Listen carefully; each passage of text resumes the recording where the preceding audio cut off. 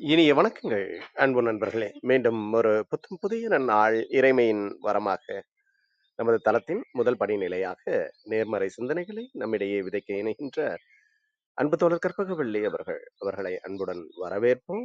நன்றி. அனைவருக்கும் வணக்கம். இப்பிரபஞ்ச வெளியில் நீக்கமற நிறைந்திருக்கும் பரம்பொருளே, உம்மை வணங்குகின்றோம். உந்தன் அளப்பரிய அன்பால் எங்களுக்கு கிடைத்திட்ட பெற்றோர்கள், வழிகாட்டிகள், உற்றார், உறவினர்கள், நண்பர்கள் மற்றும் உயிருள்ள ஆன்மாக்கள் மற்றும் உயிரற்ற பொருட்களுக்காகவும் மனம் நிறைந்த நன்றி.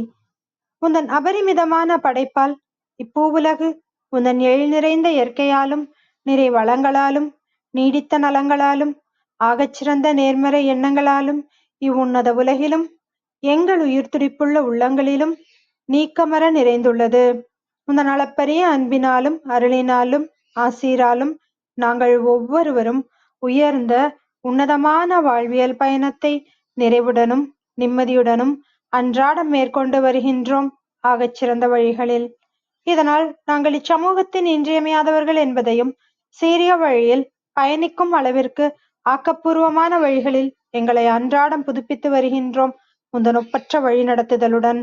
சிறுதுளி பெருவெள்ளமாகும் என்பதைப் போல் நாங்களும் சிறுக சிறுக சாதனை துளிகளை கோர்த்து வருங்கால சரித்திரத்தை ஆக்கப்பூர்வமான முன்னெடுப்புகளால் அலங்கரிக்கும் வரம் தாரும்.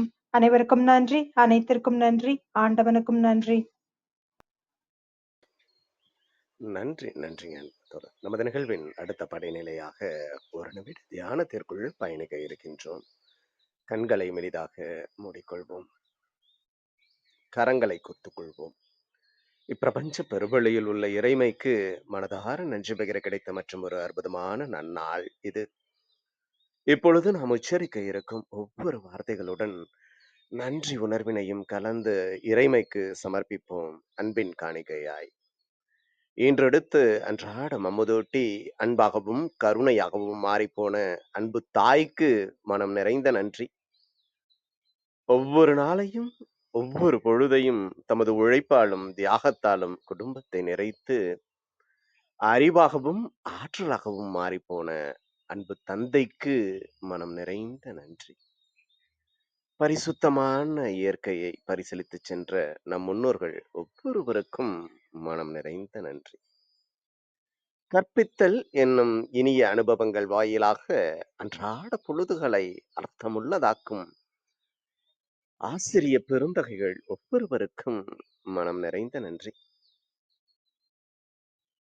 இப்பிரபஞ்ச பூ உலகினுள் பயணித்துக் கொண்டிருக்கும் பயணிக்க இருக்கின்ற ஒவ்வொரு உயிருள்ள ஆன்மாக்களுக்கும் மனம் நிறைந்த நன்றி.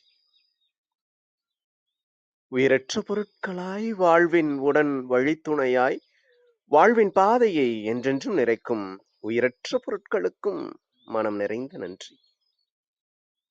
இப்பிரபஞ்ச பூ உலகினை தமது பேரன்பாலும் பேரருளாலும் பேராசிராலும் ஆண்டு அரவணைத்து காத்து வரும் அந்த ஆண்டவனுக்கும் நன்றி. இப்பொழுது நமது சுவாசத்தின் ஓசையில் அது பயணிக்கும் பாதைகளில் நாமும் ஒரு நிமிடம் இணைந்து பயணிப்போம், நம் மூச்சின் சுவாசத்தினை தீர்மைப்படுத்தியவர்களாய்.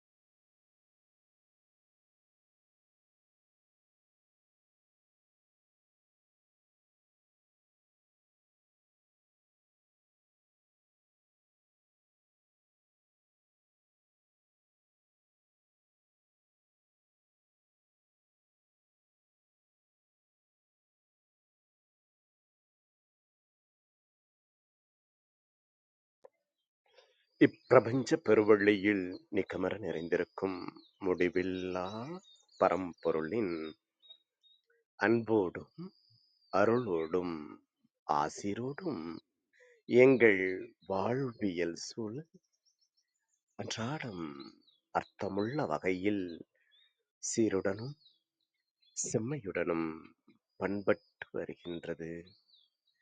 இதனால் இச்சமூகத்தின் சீரிய சிறந்த முன்மாதிரிகளாக நாங்கள் திகழ்வதோடு நில்லாமல் பல்வேறு சாதனைகளையும் அதன் வாயிலாக சரித்திரங்களையும் படைக்கும் அற்புத படைப்பாளிகளாக பரிணமிப்போம்.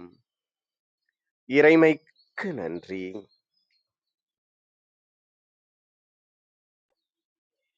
இனிய வணக்கங்கள் அன்பு நண்பர்களே.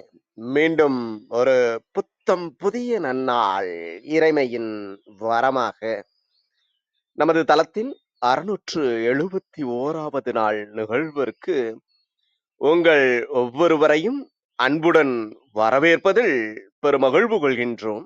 நாங்கள் இந்த நாள் உங்களுக்கு ஆக சிறந்த நன்னாளாக அமைந்திடவும் நீங்கள் அடியெடுத்து வைக்கும் ஒவ்வொரு முயற்சிகளும் உங்களுக்கு ஆக சிறந்த வெற்றிகளை பரிசளிக்கவும் அன்பின் வாழ்த்துக்களை பகிர்ந்து கொள்வதில் பெருமகிழ்வு கொள்கின்றோம்.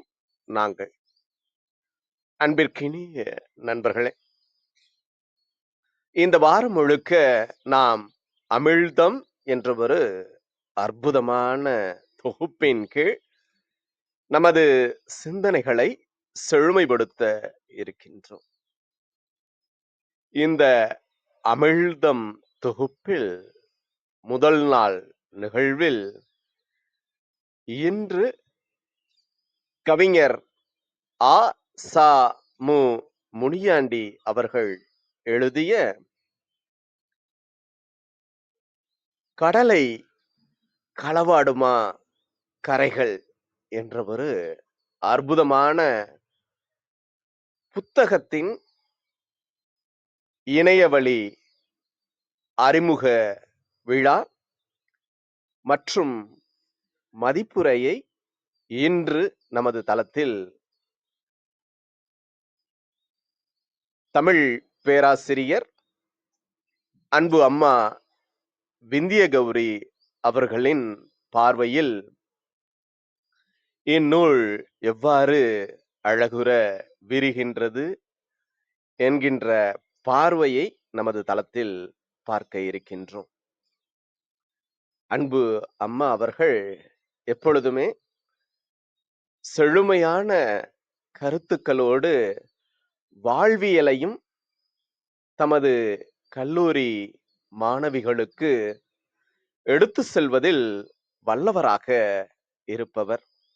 தெளிந்த சிந்தனை, தெளிவான வாழ்வியல் இலக்கு, தேர்ந்து தெரிந்த புத்தகங்கள் என ஒவ்வொன்றிலும் தனித்துவமிக்கவராக வலம் வருவதில் வல்லவராக இருக்கக்கூடிய கல்லூரி பேராசிரியர் தமிழ் அம்மா விந்திய கௌரி அவர்களின் அற்புதமான பார்வையில் கடலை களவாடுமா கரைகள் என்ற அற்புதமான நூலின் சாராம்சத்தினை பார்க்க உள்ளோம். நமது எளிய அழைப்பினை ஏற்று இன்றைய நிகழ்வின் சிறப்பு அழைப்பாளராக, சிறப்பு பேச்சாளராக இணைந்துள்ள அன்பு அம்மா தமிழ் பேராசிரியர் விந்திய கௌரி அவர்களை சொல்லரங்க சொந்தங்களாகிய உங்கள் ஒவ்வொருவரின் சார்பிலும் சரித்திரம் படைப்போம் தளம் அவரை இந்நிகழ்விற்கு வருக வருக வருக என வரவேற்பதில் பெருமகிழ்வு கொள்கின்றது. அவரோடு இணைந்து இந்நூலின் ஆசிரியர் அன்பு ஐயா ஆ சா மு முனியாண்டி அவர்களையும் இந்நிகழ்விற்கு வருக வருக வருக என வரவேற்பதில் பெருமகிழ்வு கொள்கின்றோம். வாருங்கள், அடுத்த 50 நிமிடங்கள் மதுரையை சார்ந்த கவிஞரின் கடலை களவாடுமா கரைகள் என்ற அற்புதமான நூலின் சாராம்சத்தினை பார்ப்போம். நமது வாழ்வியல் புத்தகத்தில் புத்தம் புதிதாய் இன்று மலர்ந்துள்ள புதியதோர் பக்கத்தின் அழகியதோர் அத்தியாயத்தினை அமிழ்தம் தொகுப்பில் அழகிய நூல் அறிமுகம் வாயிலாக நமது வாழ்வியல் வழித்தடங்களை வசந்தமாக்குவோம். ஒவ்வொரு நொடி பொழுதையும் பயனுள்ளதாக்குவோம். நன்றி.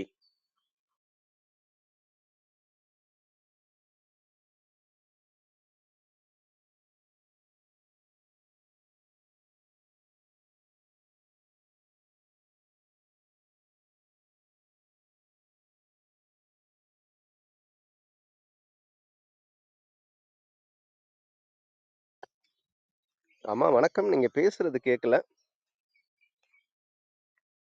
கேட்டுக்கிட்டு இருந்தீங்கன்னா தளத்துல இருந்து ஒரு முறை வெளியில சென்றுட்டு வந்தீங்க.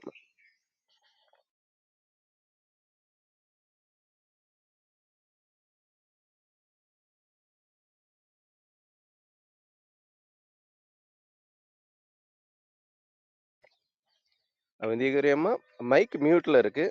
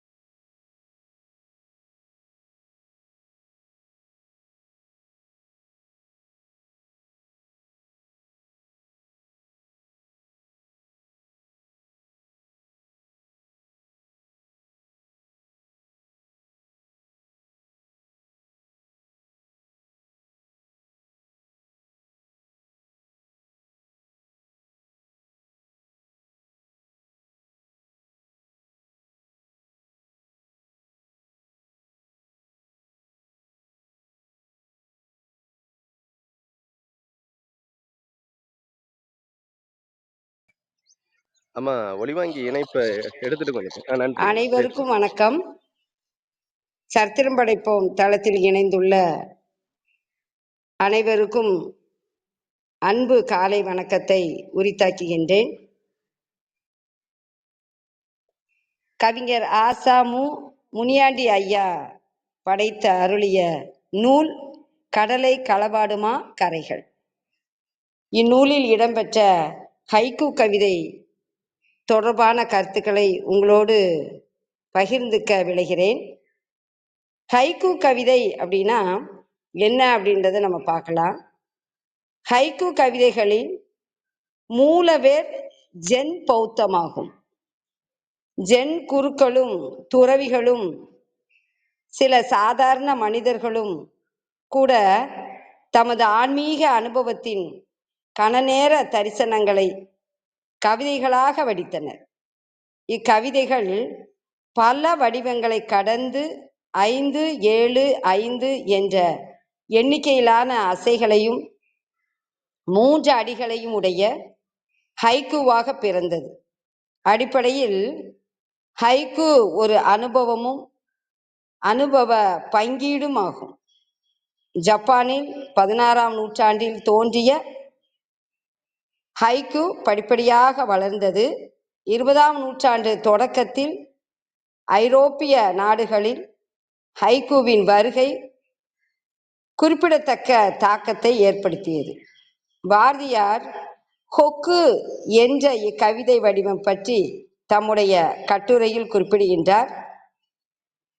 பாஷோ, பூசான், ஷோஃபின், ஷிஹி, தாஹி முதலாய புகழ்பெற்ற ஜப்பானிய கவிஞர்களின் ஹைக்கூ கவிதைகள் ஆங்கில வடிவத்தில் நின்றும் தமிழுக்கு வந்தன. தமிழில் 1980களில் ஹைக்கூ கவிதைகள் எழுதப்பட்டன. அறிவுமதியின் புல்லின் நுனியில் பனித்துளி, அமுத பாரதியின் புள்ளிப்பூக்கள், ஐக்கு அந்தாதி, தமிழன்பனின் சூரிய பிறைகள், கழனியூரானின் நிரந்தர மின்னல்கள் முதலான ஹைக்கூ தொகுதிகள் குறிப்பிடத்தக்கன. ஹைக்கூவின் 17 அசைகளில் 3வது அடி ஒரு கருத்து திருப்பம் ஏற்படுத்தும். சில சொற்களால் ஏற்படுத்தப்படும் பல கருத்து தூண்டல்களாக இத்திருப்பம் அமையும். இத்திருப்பம் வாசகனை பொறுத்து பல வகையில் அமைய முடியும். ரேமான் ரோஸ்லிப் கவிஞன் இறங்கிக் கொள்ள வாசகன் கவிதை வரிகளில் தன் பயணத்தை தொடர்வான். இதுவே ஹைக்கூ என்கிறார். உண்மையான வார்த்தை. உயர்ந்த ஹைக்கூ கவிதைகளில் நான், நீ என்ற சொற்களோ உணர்வு சிதறல்களோ அதிகம் இடம்பெறாது. இன்றைக்கு நாம் கவிஞர் ஆசாமு முனியாண்டி ஐயாவினுடைய ஹைக்கூ கவிதையை பார்ப்போம். ஐயா மிகச்சிறந்த கவிஞர். கவிதை நூல் 2 வெளியிட்ட உன்னதமான படைப்பாளர். சமூகத்தில் பார்த்ததை படைப்பாக தமிழ்த்தாய்க்கு கவிதையாக படைத்தவர். தமிழுக்கும் தமிழருக்கும் தொண்டு செய்தவர். மாமனிதர் என்றே சொல்லுவேன். மனிதநேயம் மிக்கவர்களால் தான் மிக உன்னதமான படைப்பை இந்த உலகுக்கு அளிக்க முடியும். அவருடைய கவிதை என்னையும் என்னுடைய அம்மாவையும் நெகிழ வைத்தது. என் தாய்க்கு அவருடைய புத்தகத்தை கொடுத்த போது அம்மா சொன்ன வார்த்தை, உண்மையை நான் பகிர்கிறேன், இப்படி பிள்ளைய பெற்றிருக்கணும், எப்படி அருமையா எழுதியிருக்காங்க அப்படின்னு சொன்னாங்க. ரொம்ப மகிழ்வா இருந்தது. அவருடைய கவிதையை நான் ஆய்வு கட்டுரையாகவும் எழுதியிருக்கேன். ஹைக்கூ கவிதை ரொம்ப பிடித்தது, அதனால் பகிர்ந்துக்கலான்னு நினைக்கிறேன். முதல் கவிதையே மகத்துவமான கவிதைன்னு சொல்லுவேன். நாம் அனைவருக்கும் நிறைய பழமொழிகள் தெரியும். ஒதுக்கி வச்ச குப்பை உயர்ந்து நிற்கும். அந்த பழமொழி தான் எனக்கு இந்த ஹைக்கூ கவிதையை வாசித்த உடனே தோன்றியது. ஹைக்கூ கவிதையை பார்க்கலாம். ஒதுக்கியவைகள் எல்லாம் உயருமே ஒரு நாளில் கோபுரமாக. அருமையான கவிதை, உண்மைதானே? பேச பேச வலிக்கவில்லை வாய். அரசியல்வாதிகளின் பொய். அவங்களுக்கு வாக்கு கிடைக்கணும் அப்படின்றதுக்காக நிறைய அவங்க பேசுவாங்க. அதில் எவ்வளோ செயல்படுத்துகிறாங்க அப்படின்றது அனைவரும் அறிந்ததே. 3வது கவிதை சிறப்பான கவிதை. வாழும் போதே நாம் மற்ற உயிர்களை வாழ வைக்க வேண்டும். மற்ற உயிர்கள் வாழ்வதற்கான வசதிகளை செய்து தர வேண்டும். ஆனால் சில நேரங்களில் அப்படி நடப்பதில்லை. ஐயா அதை பார்த்து எழுதியுள்ளார் பாருங்கள். இறந்த பின் ஆரம்பமாகிறது சிகிச்சை, விசாரணை கமிஷன். அருமையான பதிவு. இயற்கையை இன்னைக்கு ரசிக்கிறது குறைஞ்சு போயிடுச்சு. ஆனால் இயற்கையை ரசிக்கணும், இயற்கையோடு எய்ந்து வாழணும்னு நிறைய கவிதைகளில் அவங்க தங்களோட கருத்துக்களை பகிர்ந்திருக்காங்க. கவலைப்படாமல் மனிதன் வாழணும். கவலையை சுமந்துக்கிட்டே தெரிஞ்சோன்னா நம்மளை வாழ்க்கை அழிந்து போயிடும். 3 அடிகள் தான் பாருங்க. வீட்டை திறந்து வை, காற்று வரட்டும், கவலை போகட்டும். காற்றோட்டமான இடத்துல நம்ம இருக்கணும். சுற்றுச்சூழல் நல்லா இருந்தால் தான் மனதும் உடம்பும் நல்லா இருக்கும். கவலைப்படாமல் நம்ம வாழ்க்கையை அமைத்து கொள்ள வேண்டும். அதுதான் படைப்பாளருடைய எண்ணம். அதை பதிவிட்டுள்ளார். மலையை பார்த்துருக்கோம், ரசிச்சிருக்கோம். ஐயா மலை தொடர்பான கவிதைகள் ஒரு 4-5 எழுதியிருக்காங்க. நிலவை தொலைத்துவிட்டு வானம் அழுகிறது மலை. அருமையான கவிதை. அரசியல்வாதிகளின் ஏப்பத்திற்குள் போன ஆப்பம் வாக்குறுதி. இன்றைக்கு நடைமுறையில் உள்ள யதார்த்தத்தை அருமையா பதிவிட்டுள்ளார்கள். கடனுக்கு கரும்பு வாங்கி கடித்தேன் கசந்தது எனக்கு பிடித்த கவிதை. கடன்படாம நம்ம வாழணும், அந்த வாழ்க்கை தான் அருமையானது. என் தந்தை சொல்லுவார், பழைய சோறை சாப்பிட்டாலும் சாப்பிட்றலாண்டா, கௌரி கடன் வாங்கக்கூடாது அப்படிம்பார். விவசாய வேலை பார்க்குறவங்க எவ்வளோ கடன் வாங்கி கஷ்டப்படுறாங்கன்றதை நாங்கள் பார்த்துருக்கோம். அந்த சொல் வேத வாக்கு தான். ஐயாவோட கவிதையை வாசிக்கும் போது அது எனக்கு உண்மையாக தோன்றியது. கரும்பு இனிக்கத்தான் செய்யும், ஆனால் கடன் வாங்கி தின்றோன்னா அந்த நினப்பு இருக்கும், அந்த அவமானம், இந்த யாசித்த நேர மரண வேதனை அதெல்லாம் மனசில் வந்துச்சுன்னா கரும்பு இனிக்கிற அந்த சுவையை உணர முடியாது பாருங்களேன். அதைத்தான் ஐயா பதிவிட்டுள்ளார். கடனுக்கு கரும்பு வாங்கி கடித்தேன் கசந்தது அப்படின்னு. ஐயாவோட கவிதைகள்ல மிகவும் பிடித்த கவிதை நிறைய இருக்கு. அதுல ஐயா கவிதை என்ன அப்படின்றத பார்க்கலாம். கள்ள ஓட்டு கையில் காசு நாட்டிற்கு மாசு. ஐயா எதுகை மோனையா அருமையா எழுதுவாங்க. இதை படித்த உடனே ஒரு புன்னகை தான் தோன்றியது. நாட்டில் நடக்கிறத அப்படியே எழுதியிருக்காங்க. நாட்டில் திருடர்கள் இடம் மாறிவிட்டார்கள் கல்வி கூடங்களுக்கு. 3 அடிகள்ல முத்தாய்ப்பா மொத்த மனிதர்களோட வாழ்க்கையில என்ன நிகழுது அப்படின்றத சொல்லியிருக்காங்க. சில ஆண்டுகளுக்கு முன்பு ஒரு பத்திரிகையில நான் வரைபடத்துல படித்தேன். ஒரு வியாபாரி அடுத்து பல வியாபார தொழில பண்றாரு, எதுவுமே சரிப்பட்டு வரல, எல்லாமே அவருக்கு இழப்பாத்தான் இருக்கு. இறுதியா அவர் என்ன பண்றாருன்னா பள்ளிக்கூடத்தை ஆரம்பிச்சிட்டாரு. பணம் கொட்டிருச்சு. அப்படியே அந்த வரைபடம் ஒவ்வொன்றா கொடுத்துருந்தாங்க. ரொம்ப அருமையா இருந்துச்சு. இது போல பல நிகழ்வுகளை பார்த்து தான் ஐயா இந்த ஹைக்கு கவிதையை எழுதியிருக்காங்க. கல்விங்கிறது மிகப்பெரிய கொடை. நம்மளை வாழ வைக்கிறதே கல்வி தானே. அது மகத்துவமானதா புனிதமானதா இருக்கணும் ஒழிய வியாபாரமா இருக்கக்கூடாது. அனைவருக்கும் கல்வி சமமா போய் சேரணும் அப்படின்ற எண்ணம் நம்ம எல்லாருக்குமே உண்டுதான். ஆனா இங்க நடக்கிறது வேற. அது நாம அனைவரும் அறிந்ததே. மனிதனுடைய வாழ்க்கையில 2 உண்டு, அகவாழ்வு வாழ்வு. தமிழர்கள் சங்ககாலம் முதல் அதற்கு முன்பும் அப்புறமும் பிரித்த 2 அகம் புறம்தான். என்னதான் முறித்தாலும் முறியவில்லை முதல் காதல். உண்மைதான். எல்லா மனிதனுக்கும் காதல் உண்டு. காதல் இல்லாமல் இந்த பூமியில மனிதர்கள் கிடையவே கிடையாது. காதல் தான் மனிதர்களை வாழ வைக்குது. இத அருமையா அவர் 5 சொற்கள்ல அற்புதமா பதிவிட்டுள்ளார். இது போல இன்னும் 2, 3 இடங்கள்ல காதல் தொடர்பான கவிதைகளை படைத்துள்ளார். நான் பிரித்து கவிதையை வாசிக்காம கதம்பம் போல அடுத்தடுத்து உள்ளதை நான் சொல்லிக்கிட்டே வர்றேன்.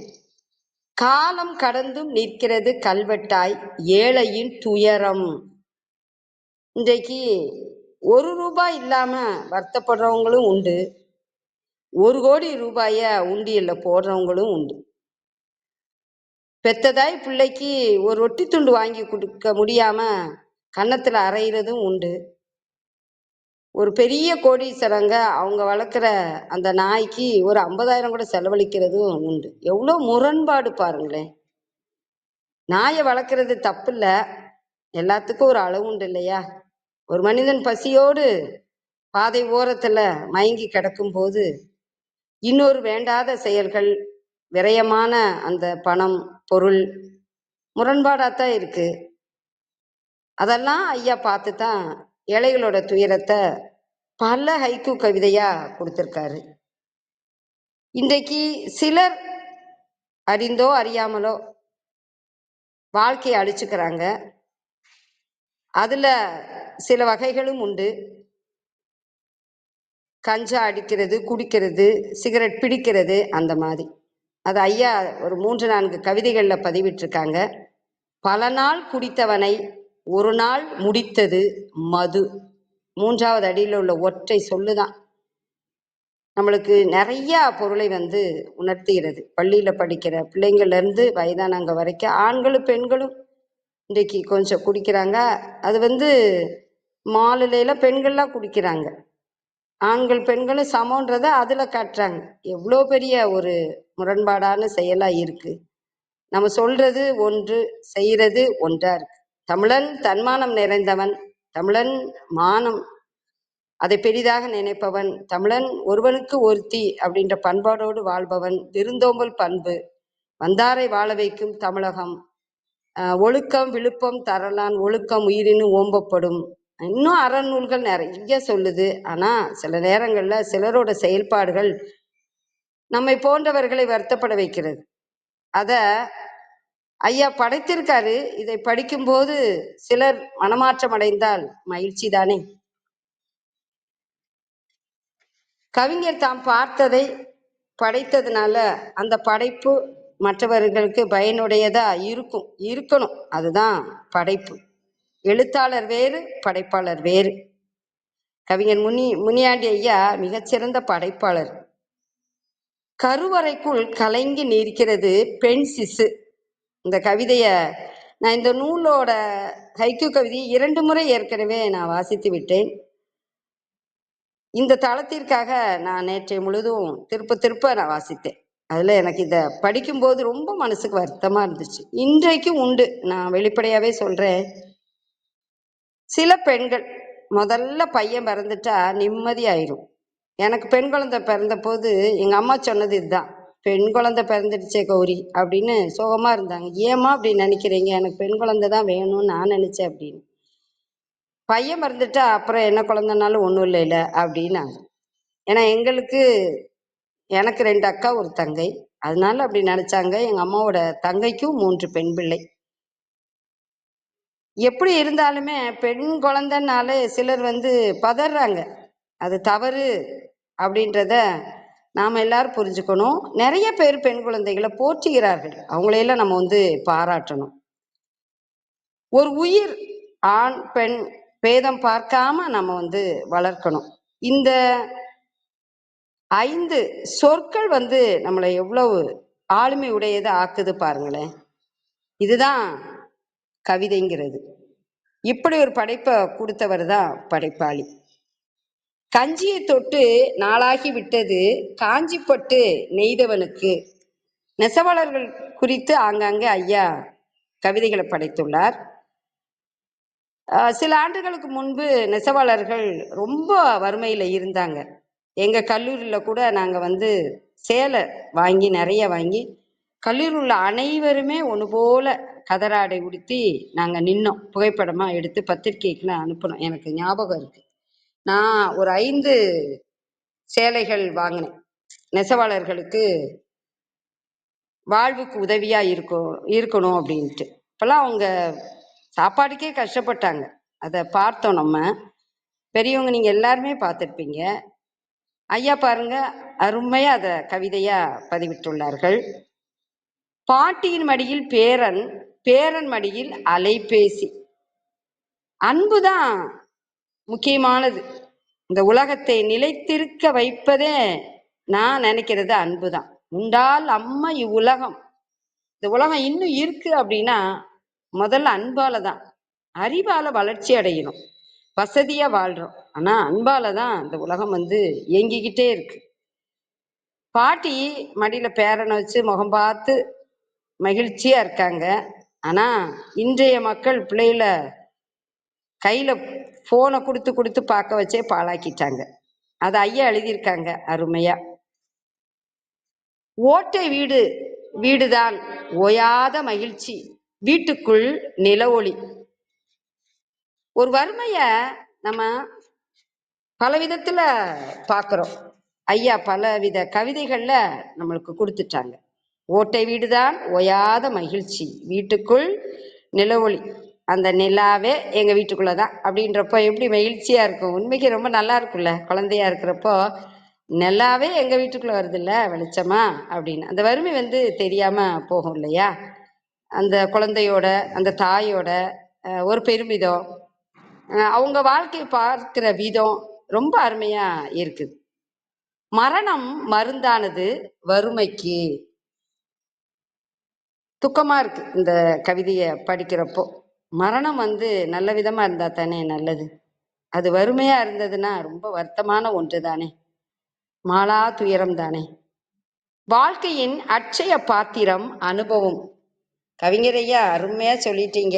அனுபவம் தான் நம்மளை வாழ வைக்குது. நல்லது கெட்டது எல்லாம் பார்த்து நம்ம தெளிவா ஒரு முடிவுக்கு வர்றோம். நம்மளோட வாழ்க்கை, பிறருடைய வாழ்க்கை, புத்தகத்துல உள்ளது, கேட்டது எல்லாம் தான். அது அட்சய பாத்திரம் தான். நம்மளுடைய நினைவு இருக்க வரைய அள்ள அள்ள அள்ள குறையாதது. பெருங்காலோடு நடக்கிறான் செருப்பு தைப்பவன். உழைக்கிறவங்க தான் ரொம்ப கஷ்டப்படுறாங்க பெரும்பாலும். விவசாயி நெல்லை விளைய வைப்பான், கடன்ல அவன் வீட்டில் உள்ள நெல்லை வித்துட்டு ரேஷன் கடையில வரிசையில நிற்பான். நம்ம பார்த்ததான் ஐயா. அதைத்தான் இங்க வெறுங்காலோடு நடக்கிறான் செருப்பு தைப்பவன். முரண்பாடான மனிதனுடைய வாழ்க்கை, சமூகம் அப்படி இருக்குது. தொட்டால் சுடும், தொடாதீர்கள் சாதியை. சாதின்ற ஒன்னே கிடையாது. ஆனா இன்னைக்கு சாதியால நிறைய கொலைகள் நடக்குது. அதை கௌரவ கொலைன்னு வேற சொல்றாங்க. எல்லா மனிதர்களும் ஒன்றுதானே, ஒன்றே குலம் ஒருவனே தேவன். இந்த சாதி தொடர்பானத, சாதி கூடாது அப்படின்ற அர்த்தத்துல ஐயா பல கவிதைகளை கொடுத்திருக்காங்க. மழலையின் பேச்சின் பொருள் தரும் அகராதி மாதா மட்டுமே. 1.5 வயசு குழந்தை மழலையா பேசுறத தாய் மொழிபெயர்த்து ரொம்ப நல்லா சொல்லிடுவாங்க. அது மிகவும் பொருத்தமாகவும் இருக்கும், ஆச்சரியமாகவும் இருக்கும். ஐயா அதை பார்த்து கவிதை படைத்துள்ளார். வற்றிய கண்மாயின் கடைசி மிச்சம் விவசாயிகளின் கண்ணீர். ஆமா, எல்லா ஊர்களையும் குளங்கள் இருக்கு கிராமத்துல. அந்த நீரை வச்சுதான் நம்ம விவசாயம் பண்றோம், குடிக்கிறோம், குளிக்கிறோம், பயன்படுத்துறோம், மாடுகளை எல்லாம் குளிப்பாட்டுறோம், சமைச்சு சாப்பிடுறோம். எல்லாமும் அந்த நீரால தானே. ஆனா கொலை வத்தி போச்சுன்னா வறுமை தானே. அத விவசாயிகளோட அந்த நிலைய பார்த்து ஐயா அருமையா கவிதை படைத்துள்ளார். தூங்கினான் விழித்து கொன்றது அவனை கவலை. ஆமா, இந்த கவிதையை படித்தோடனே எனக்கு என்னோட வாழ்வு தான் ஞாபகம் வந்தது. நிம்மதியாக தூங்கியிருப்போம், காலையில் விழிச்சோன்னா கவலை வந்துடும். அந்த வேலை இந்த வேலை, ஒரு நிம்மதியாகவே கண் விழிக்க முடியாது, கவலை இல்லாமல் இருக்க முடியாத அளவுக்கு சூழல் மாறிடுச்சு. இப்போல்லாம் பார்த்தீங்கன்னா டென்ஷன், ஸ்ட்ரெஸ்ஸு, டிப்ரெஷனில் போகிறது அப்படிங்கிறது பெரும்பாலான பேர் சொல்கிற மாதிரியா இருக்குது. வேலைகளும் அப்படித்தான் இருக்குது. நம்ம மாற்றிக்கிறோம் தான், இருந்தாலும் அதை தவிர்க்க முடியாத அளவுக்கு இருக்குது. ஐயாவோட கவிதையை வாசித்த உடனே ஐயா எப்படி அனுபவிச்சு எழுதுறாங்க. எந்த வேலையாகட்டும், ஒவ்வொரு வேலைக்கும் நம்ம ஏதாவது வருத்தப்படுற மாதிரியா தான் நிகழ்ந்து போயிடுது இல்லையா. நம்மளை மாற்றி உன்னதமா வேலை செய்ய நம்ம முயற்சி செய்யணும், செய்கிறோம். இருந்தாலும் அந்த கவிதையை வாசித்த உடனே எனக்கு உண்மையா ஐயா எழுதியிருக்காங்கன்னு தோணுச்சு. கருப்பு காகத்திடம் வெள்ளை மனம் பகிர்ந்துண்ணும் பண்பு. அருமை, அருமையான கவிதை. காகம் உணவு வச்சோன்னா மற்ற காகங்களை கூப்பிட்டு சேர்ந்து உண்ணும். எவ்வளோ ஒரு நற்பண்பு. சிலர்லாம் பார்த்தீங்கன்னா சுயநலமா அவங்க மட்டும்தான் தின்பாங்க, சாப்பிடுவாங்க. தாயே சொல்லி கொடுப்பாங்க, இல்லை உறவுகளும் சொல்லி கொடுப்போம், வெளியே போகாத, வீட்டுக்குள்ள வச்சு தின்னு, யாருக்கும் கொடுக்காத அப்படின்லாம் பார்த்துருக்கோம். அந்த மாதிரி நம்ம பிள்ளைகளுக்கு சொல்லித்தரக்கூடாது. இயற்கையோடு இயைந்து வாழணும். பிற உயிர்களோட செயல்பாடு எப்படி இருக்குன்றத குழந்தைகளுக்கு நம்ம சொல்லி கொடுக்கணுன்றத இந்த கவிதை நம்மளுக்கு உணர்த்துகின்றது. சிந்தனையின் சிக்கனம் ஹைக்கு. 2 கவிதைகள்ல ஹைக்குனா என்னன்றத ஹைக்கு கவிதையா ஐயா கொடுத்துருக்காங்க. ஆமா, சிந்தனையின் சிக்கனம் ஹைக்கு. 3 சொல்லுதான், 3 அடியா 3 சொற்களை கொடுத்துருப்பாங்க. சில கவிதைகளை ஐயா 3 சொற்கள்ல அருமையா பல கருத்துக்களை விளக்கி சொல்லியிருப்பாங்க. கூட்ட கொடுப்பினை இல்லை, கழித்தலானது வாழ்க்கை. ஆமா, சிலருக்கு என்னதான் தேடினாலும் எப்படி எப்படியோ செலவு அதிகமாக ஒழிய பணம் சேமிக்கிற மாதிரியா இருக்காது. இத நான் இப்படி சொல்றேன், வாசிக்கிறவங்க வாசகர்கள் பல விதத்துல பொருளை எடுத்துக்குவாங்க. அதுதான் ஹைக்கூ கவிதையோட அருமையானது. மரத்தில் உள்ள கூட்டை பார்த்து பசியை மறந்தான் விறகு வெட்டி. மரங்களை அழிக்கக்கூடாதுன்றத ஐயா வந்து சில கவிதைகள்ல அருமையா கொடுத்துருக்காங்க. மரத்தை வெட்ட போவான் அவனோட தேவைக்கு. ஆனா பறவைகள் வாழ்கின்ற அந்த அந்த பறவைகளோட வாழ்வை அழிக்க மனசே வராது இல்லையா? நான் பட்னியா இருந்தாலும் பரவாயில்ல, இந்த செயலை செய்ய மாட்டேன்னு நிச்சயமா அந்த உலகத்துல சிலர் வந்திருப்பாங்க. அதைத்தான் ஐயா பதிவிட்டுள்ளார். மிக பிடித்த ஒன்று, தலையாட்டி பொம்மையை பார்த்தேன், அப்பாவின் ஞாபகம். சில வீடுகள்ல, நான் கோடியில ஒரு ஆணைத்தான் சொல்லுவேன், ஒரு தகப்பனைத்தான் சொல்லுவேன். ஆணாதிக்க சமூகம் அல்லவா? இருந்தாலும் சிலர் வந்து மனைவி சொல்றத சரி சரின்னு கேட்டுப்பாங்க. அப்படியும் மனிதர்கள் உண்டுதானே? அதைத்தான் ஐயா பதிவிட்டுள்ளார். சிலுவைக்காக மரங்கள் காத்திருக்கின்றன, இயேசுதான் இல்லை மனிதரில். அருமையான கவிதை. இப்ப யாருங்க பொதுநலத்தோட நிறைய பேர் இருக்கா? கொஞ்சம் பேரு தான், தொண்டுள்ளம் சார்ந்தவர்கள் இருக்காங்க, இல்லைன்னு இல்லை. ஆனா இன்றைய சமூகத்துல 2025ன்னு வச்சுப்போமே, நிறைய பேர் தன்னோட வாழ்வுக்காகத்தான் நிறைய பேர் வந்து வாழ்றாங்க. அதான் நிறைய மோசமான சூழல்களும் உருவாயிடுச்சு. அவங்களோட இன்பம் அதைத்தான் பார்க்கறாங்க.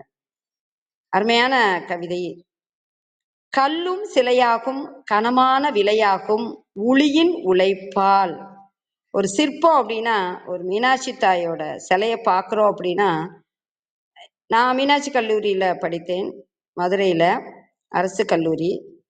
விடுதியில படிக்கிறப்போ எங்க அம்மா அப்பா என்னை பார்க்க வரமாட்டாங்க, எப்பயாவது வருவாங்க. நான் அதுக்காக வருத்தப்பட மாட்டேன். மனசுக்கு பாரமா இருந்துச்சுன்னா, தாயை பார்க்கணும்னு தோணுச்சுன்னா, அந்த அம்மன் சிலைக்கு முன்னாடி ரொம்ப நேரம் உட்காந்து அம்மனையே பார்ப்பேன். அவ என்னோட தாய். இந்த கவிதை படித்த போது எனக்கு அதுதான் தோன்றியது. அது சிலை இல்லை, அந்த சிற்பியோட உளி, அவனோட உழைப்பு ஒரு தெய்வத்தை அப்படியே நமக்கு கண்ணு முன்னாடி காட்டியது. எனக்கு அது வந்து தாயா தோன்றியது. கல்லும் சிலையாகும், கனமான விலையாகும், உளியின் உழைப்பால். அற்ப ஆயுள்தான் அழகாக சிரிக்கிறது, பனித்துளி. பனித்துளிய நான் ரசிச்சிருக்கேன், அனைவருமே பார்த்துட்டே இருந்துட்டு சூரியன் வரவும் அந்த பனித்துளி உருக ஆரம்பிச்சிருச்சு. உருகாத பனித்துளியை தொட்டு பார்த்தேன், நல்லா இருந்துச்சு. எவ்வளோ அழகா! நான் பார்க்க மட்டும்தான் செஞ்சேன், ரசிக்க மட்டும்தான் செஞ்சேன். ஐயா ஹைக்கு கவிதையா நமக்கு கொடுத்திருக்காரு. ஏக்க பெருமூச்சில் எரிந்து கிடக்கின்றன ஏழையின் கனவுகள். ஆமா, ஏழைகள் கனவுதான் காண முடியும், அதை நனவாக்கவே முடியாது. முதுமை அடையாமல் அப்படியே நிலவும் அவள் நினைவும். நிலவு அப்படியே இருக்கும். ஒரு ஆண் முதல்ல ஒரு பெண்ணை காதலித்தால் அவங்க நினைவு இருக்க வரைக்கும் அந்த பெண்ணோட நினைவு இருக்கும், ஆள் மனசுல பதிவாயிரும், மாற்றவே முடியாது. மறக்க நினைச்சாலும் முடியாது. மறந்துட்டே அப்படின்றதெல்லாம் சும்மா ஒரு சொல்லுக்குத்தான். எல்லாருக்குமான ஒரு காதல், அந்த நினைவை ஐயா 5 சொற்கள்ல அருமையா பதிவிட்டுள்ளார்கள். பணம் வந்தது மனைவியோடு, குணம் போனது திருமணத்தோடு. இந்த கவிதையை வாசித்த உடனே எனக்கு ஒரு சிறுகதை ஞாபகம் வந்தது. கணவன் மனைவி மகிழ்ச்சியா வாழ்க்கைய ஆரம்பிக்கிறாங்க. அப்போ அவங்களோட அந்த தனிமையான அறையில கணவன் சொல்றான், துண்டை எடு அப்படின்னு சொல்றான். அப்ப அவ சொல்றா, எங்க அப்பா கொடுத்த பீரோல எங்க அப்பா வாங்கி கொடுத்த துண்டு இருக்கு, எடுத்துறட்டா அப்படிங்கிறான். அப்படி ஒவ்வொன்றுக்கும் சொல்லுவா. சிரிப்பா இருக்கும் அந்த சிறுகதை. அப்ப அவனுக்கு ரொம்ப வருத்தமா இருக்கும் இல்லையா, வரதட்சணையா ஏன் வாங்கணும் அப்படின்னு இருக்கும் இல்லையா. ஒவ்வொரு பொருளையும் அவ எங்க அப்பா கொடுத்தது எங்க அப்பா கொடுத்ததுன்னு அந்த கதையில வரும். இங்க பாருங்க, ரொம்ப அருமையா இருக்கு. பணம் வந்தது மனைவியோடு, குணம் போனது திருமணத்தோடு. வேரை கொண்டாடுகிறது மண்ணுக்குள் பாய்ந்த மலை. அருமையான கவிதை. பொதுவா நாம எல்லாருமே வந்து வெளியில தோன்றுகிறதான் புகழ்றோம். ஆனா ஞானம் உடையவர்கள் வந்து புரிஞ்சுக்குவாங்க, அறிவானவங்க, பெரியவங்க, அனுபவப்பட்டவங்க, அவங்கெல்லாம் புரிஞ்சுப்பாங்க, தெளிவா வந்து உரையாற்றுவாங்க, சொல்லுவாங்க. ஆனாலும் பொதுவாக அந்த உலகம் தோற்றத்தை தானே பார்க்குது. நம்ம பூமிக்கு அடியில உள்ள அந்த வேர் தான் ரொம்ப முக்கியம். அதுக்கு நீர் பாய்த்து நம்ம நல்லா பார்த்துக்கிட்டோம்னா மரமாகி, கிளையாகி, பூத்து, காய்த்து, கனியாகி, திருப்ப விதையாகி திருப்ப விருட்சமாகும். அதைத்தான் ஐயா வந்து ரொம்ப முக்கியத்துவம் கொடுத்து சொல்றாங்க. வேரை கொண்டாடுகிறது மண்ணுக்குள் பாய்ந்த மழை. மழைக்கு தெரியும் யாருக்கு முதல்ல எதுக்கு முதல்ல வந்து முக்கியத்துவம் கொடுக்கணும்னு மழைக்கு தெரியும் இல்லையா? அப்படின்னு அந்த முக்கியத்துவத்தை நம்ம தாய் தப்பனை ரொம்ப நினைக்கணும். நான் மேடையில பேசுறப்பெல்லாம் நிறைவா இப்ப நான் சொல்லிக்கிட்டே தான் வர்றேன். நம்மளோட காவல் தெய்வம் நம்ம தகப்பன் தான். நம்மளோட குல தெய்வம் நம்ம தாய் தான். எதுக்கு முதியோர் இல்லத்துக்கு அனுப்பணும்? நம்ம மேலை நாட்டிலையா இருக்கோம், தமிழ்நாட்டில் இருக்கோம். முதியோர் இல்ல ஒன்று கூட இருக்கக்கூடாதுன்னு நான் சொல்லுவேன். எல்லாரும் அவங்கவுங்க தாய் தப்பனை நல்லா பார்த்துக்கணும். முதியோர் இல்லத்தில் ஒரு தும்மல் மகன் நினைக்கிறானோ, மகன் தான் விட்டுட்டு போயிருக்கான், ஆனா அந்த தாய் நினைக்கிறா, மகன் தான் என்ன நினைப்பான், என்ன நினைக்கணும், மகனை விட்டா யார் இருக்கா? எப்போதும் தாய்க்கு பிள்ளைகளோட நினப்பு தான் இருக்கும். ஆனா அந்த அளவுக்கு பிள்ளைங்க தாய் நினைப்பாங்கன்னா நான் இல்லைன்னு தான் சொல்லுவேன். ஏன்னா பிள்ளைங்க அவங்கவுங்க வேலையை பார்த்துட்டு போவாங்க. அவங்களுக்கு பிள்ளை இருந்தா அவங்க பிள்ளைகள அவங்க வந்து பார்ப்பாங்க. இதுதான் உண்மை உண்மை. அழுகை கூட ஆனந்த பாடம்தான். அன்னைக்கு அழுகை கூட அழுவாங்க. நானும் தாய் தான், நம்மள தளத்தில் உள்ள நிறைய பேர் தாய் தான். ஒரு துன்பம் வரும், நம்ம ரொம்ப வேதனைப்பட்டிருப்போம், அதற்காகவே அழுவோம், அப்புறம் ஒரு சிரிப்பு சிரிச்சுக்குவோம். அந்த துன்பம் அப்படியே மறைஞ்சு போயிரும், மறந்துடுவோம். அதை ஒரு அனுபவம் ஏற்றுப்போம். வாழ்க்கைன்னா அப்படித்தான் இருக்கும் அப்படின்ட்டு போவோம். நம்ம வாழ்க்கையில இப்படி அனுபவிச்சதை நாம எழுதல, ஐயா எழுதிட்டாங்க. பெற்றோர் சண்டையில் அனாதையாய் நிற்கிறது மகனின் மகிழ்ச்சி. உண்மைதாங்க. சில பிள்ளைங்கள்லாம் அம்மா அப்பா சண்டை போட்டா வருத்தப்படுவா. நான் சொல்லுவேன், ஏன் நீ வருத்தப்படுற? அது அவங்களோட செயலுடா. உனக்கு வருத்தம் இருக்கும், இல்லைன்னு இல்லை. ஆனா நீ நல்லா படிக்கணும், நீ சாப்பிடணும், 2 பேர்கிட்டையும் அன்பா இருக்கணும், 2 பேரையும் சமாதானப்படுத்தணும் அப்படின்னு நான் வந்து சொல்லுவேன். சிறுகதை கூட அது தொடர்பா நான் எழுதி எங்க கல்லூரி ஆண்டு மலர்ல நான் வெளியிட்டிருக்கேன். பெற்றோரோட சண்டை வந்து பிள்ளைகளை பாதிக்கக்கூடாது. என்னோட தாய் மாமா எனக்கு எப்பயுமே சொல்லுவாங்க, பிள்ளைகளுக்கு முன்னாடி சண்டை போடக்கூடாதுடா அப்படின்னு. ஏன்னா அந்த பிள்ளைகளை ரொம்ப அது பாதிக்கும், எதிர்காலத்தை கூட அதை அழிச்சிரும். எத்தனையோ எத்தனையோ இருக்குது, அத்தனையவும் அழகா ஐயா வந்து கொடுத்துட்டாங்க. அதுவும் 2 சொல்லுதான் பாருங்களேன். மகனின் மகிழ்ச்சிக்காக பெற்றோர் என்ன செய்யக்கூடாது, மகளின் மகிழ்ச்சிக்காக பெற்றோர் என்ன செய்யக்கூடாது, அவங்களுக்கு முன்னாடி சண்டை போடக்கூடாது. எப்பயுமே சண்டை போடக்கூடாது, குறிப்பா அவங்களுக்கு முன்னாடி சண்டை போடக்கூடாது. நினைச்சாலே அந்த பிள்ளைகளுக்கு அப்பா அம்மா எப்ப பார் சண்டை போடுவாங்க அப்படின்ற எண்ணம் வரும். மனம் பாதிக்கப்பட்டால் அப்புறம் எப்படிங்க மதினா அறிவை வளர்த்துக்க முடியும்? சிரமம் தானே. அதனால பிள்ளைகளோட நல் வாழ்வுக்காக பெற்றோர்கள் வந்து சண்டை போடக்கூடாது. இன்றைக்கு பாத்தீங்கன்னா நிறைய விவாகரத்து தான் நடக்குது. ஆண் பெண், அதுலயும் பெண்கள் துணிச்சலா விவாகரத்து பண்றாங்க. ஏன் அப்படி சொல்றேன் அப்படின்னா, பெண்ணுக்கும் பொறுமை இருக்கணும், ஆணுக்கும் பொறுமை இருக்கணும், ஒரு புரிதல் இருக்கணும், ஏற்றுக்கொண்ட கடமையை சிறப்பா செய்யணும். குடும்பங்கிற அந்த நிறுவனம் அது அருமையா செயல்பட்டாதான் இந்த உலகமே ஒற்றுமையா மகிழ்ச்சியா பேரானந்தமா இருக்க முடியும். அதுக்கு நாம தான், பெற்றோர் தான் முன்மாதிரியா இருக்கணும் அப்படின்றத இந்த கவிதை வழி உணர்ந்து கொள்ள முடிந்தது. அடுத்து ஒரு அருமையான கவிதை. விளைச்சல் அதிகம்தான், லாபம் மட்டும் ஈட்டிக்காரனுக்கு. எங்க அப்பா சொல்லுவார், நல்லா விளைஞ்சிருக்குடா ஆனா விலை இல்லை அப்படின்னு சொல்லி கேட்டிருக்கேன். விலை அதிகம்டா, இந்த தடவை விளையாம போயிடுச்சுடா மழை தண்ணி இல்லாம அப்படின்னு. அப்புறம் இந்த வியாபாரிகள்கிட்ட அப்பா முன்கூட்டி பணம் வாங்கி விவசாயம் பண்ணுவாங்க. விளைஞ்ச பிறகு அவங்க கொஞ்சம் குறைச்ச விலைக்கு தான் எடுப்பாங்க. வட்டி அதெல்லாம் பார்த்தீங்கன்னா ரொம்ப கஷ்டம். உழவன் கணக்கு பார்த்தா உழக்கு கூட மிஞ்சாது அப்படின்றது பழமொழி. உண்மைதாங்க உண்மைதாங்க, அதெல்லாம் நான் பார்த்திருக்கேன். ஐயா வந்து அதை அப்படியே பதிவிட்டுள்ளார்கள். ஈட்டிக்காரனுக்கு லாபம் மட்டும் ஈட்டிக்காரனுக்கு. கதை தெரியாது வளரும் பிஞ்சுகள், பெற்றோர்கள் முதியோர் இல்லத்தில். ஆமா, குழந்தைகளுக்கு கதை சொல்லி வாழ்க்கையை பத்தி, அன்பை பத்தி, அறிவை பத்தி, நல்ல பண்பை பத்தி கதை மூலமா மற்றவர்களுடைய வாழ்க்கையை பார்த்து இப்படி இருக்காங்க பாருங்க, நல்லா வாழ்றாங்க இல்லையா, அப்படி சொல்லணும். சின்ன சின்ன நூல்களை, அறநூல்களை கதைய, கட்டுரைய, ஒரு கவிதைய வாஸ்து காட்டி நல்லா வளர்த்தோன்னா அந்த பிள்ளைங்க பெற்றோரோட முக்கியத்துவத்தை தெரிஞ்சுக்குவாங்க. முதுமையின் இலவச இணைப்பு ஊன்றுகோல். இன்னைக்கு எங்க பார்த்தாலும் நோய் தான். அதனால முதுமை அப்படின்னா உறவுகள் ஊன்றுகோலா இருக்கணும். ஆனா ஒரு சில நேரங்கள்ல அவமானமா தான் இருக்கு. ஊன்றுகோல் தான், குச்சி தான் இருக்கு. முட்களோடு பார்த்தாலும் ரோஜா அழகுதான். பக்குவம். இந்த பக்குவம்ன்ற சொல் எனக்கு ரொம்ப பிடிக்கும். நம்ம பக்குவமா இல்லைன்னா வாழ்க்கை பாழுதான்.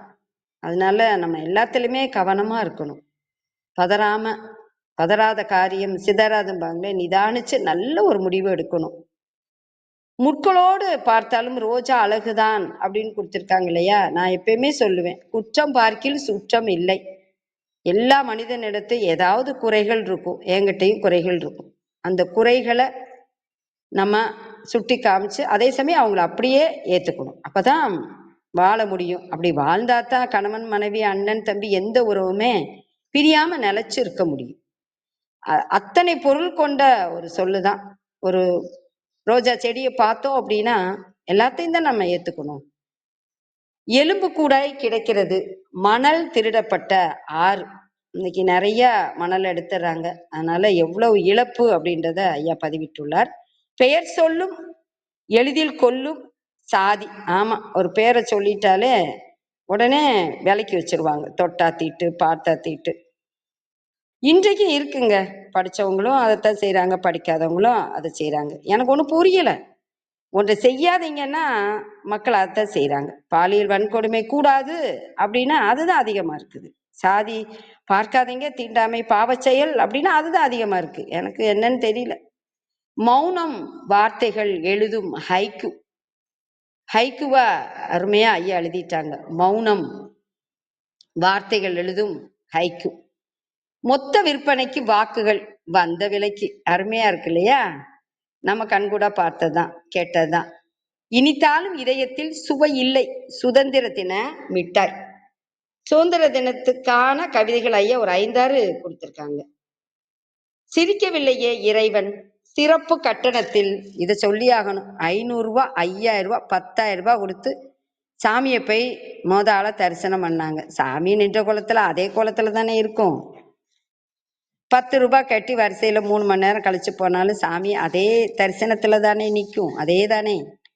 வென்றவர்கள் எல்லாம் தோற்றிருக்கிறார்கள் மரணத்திடம். ஆமா, நான் வெற்றி அடைஞ்சேன் மமதை எதுக்குங்க? நமக்கும் மரணம்தான். படிக்காமலே புரிந்தது அடிபட்ட அனுபவம். படிக்கிறதை விட பட்ட அனுபவம் தான் அதிகமா இருக்கும்.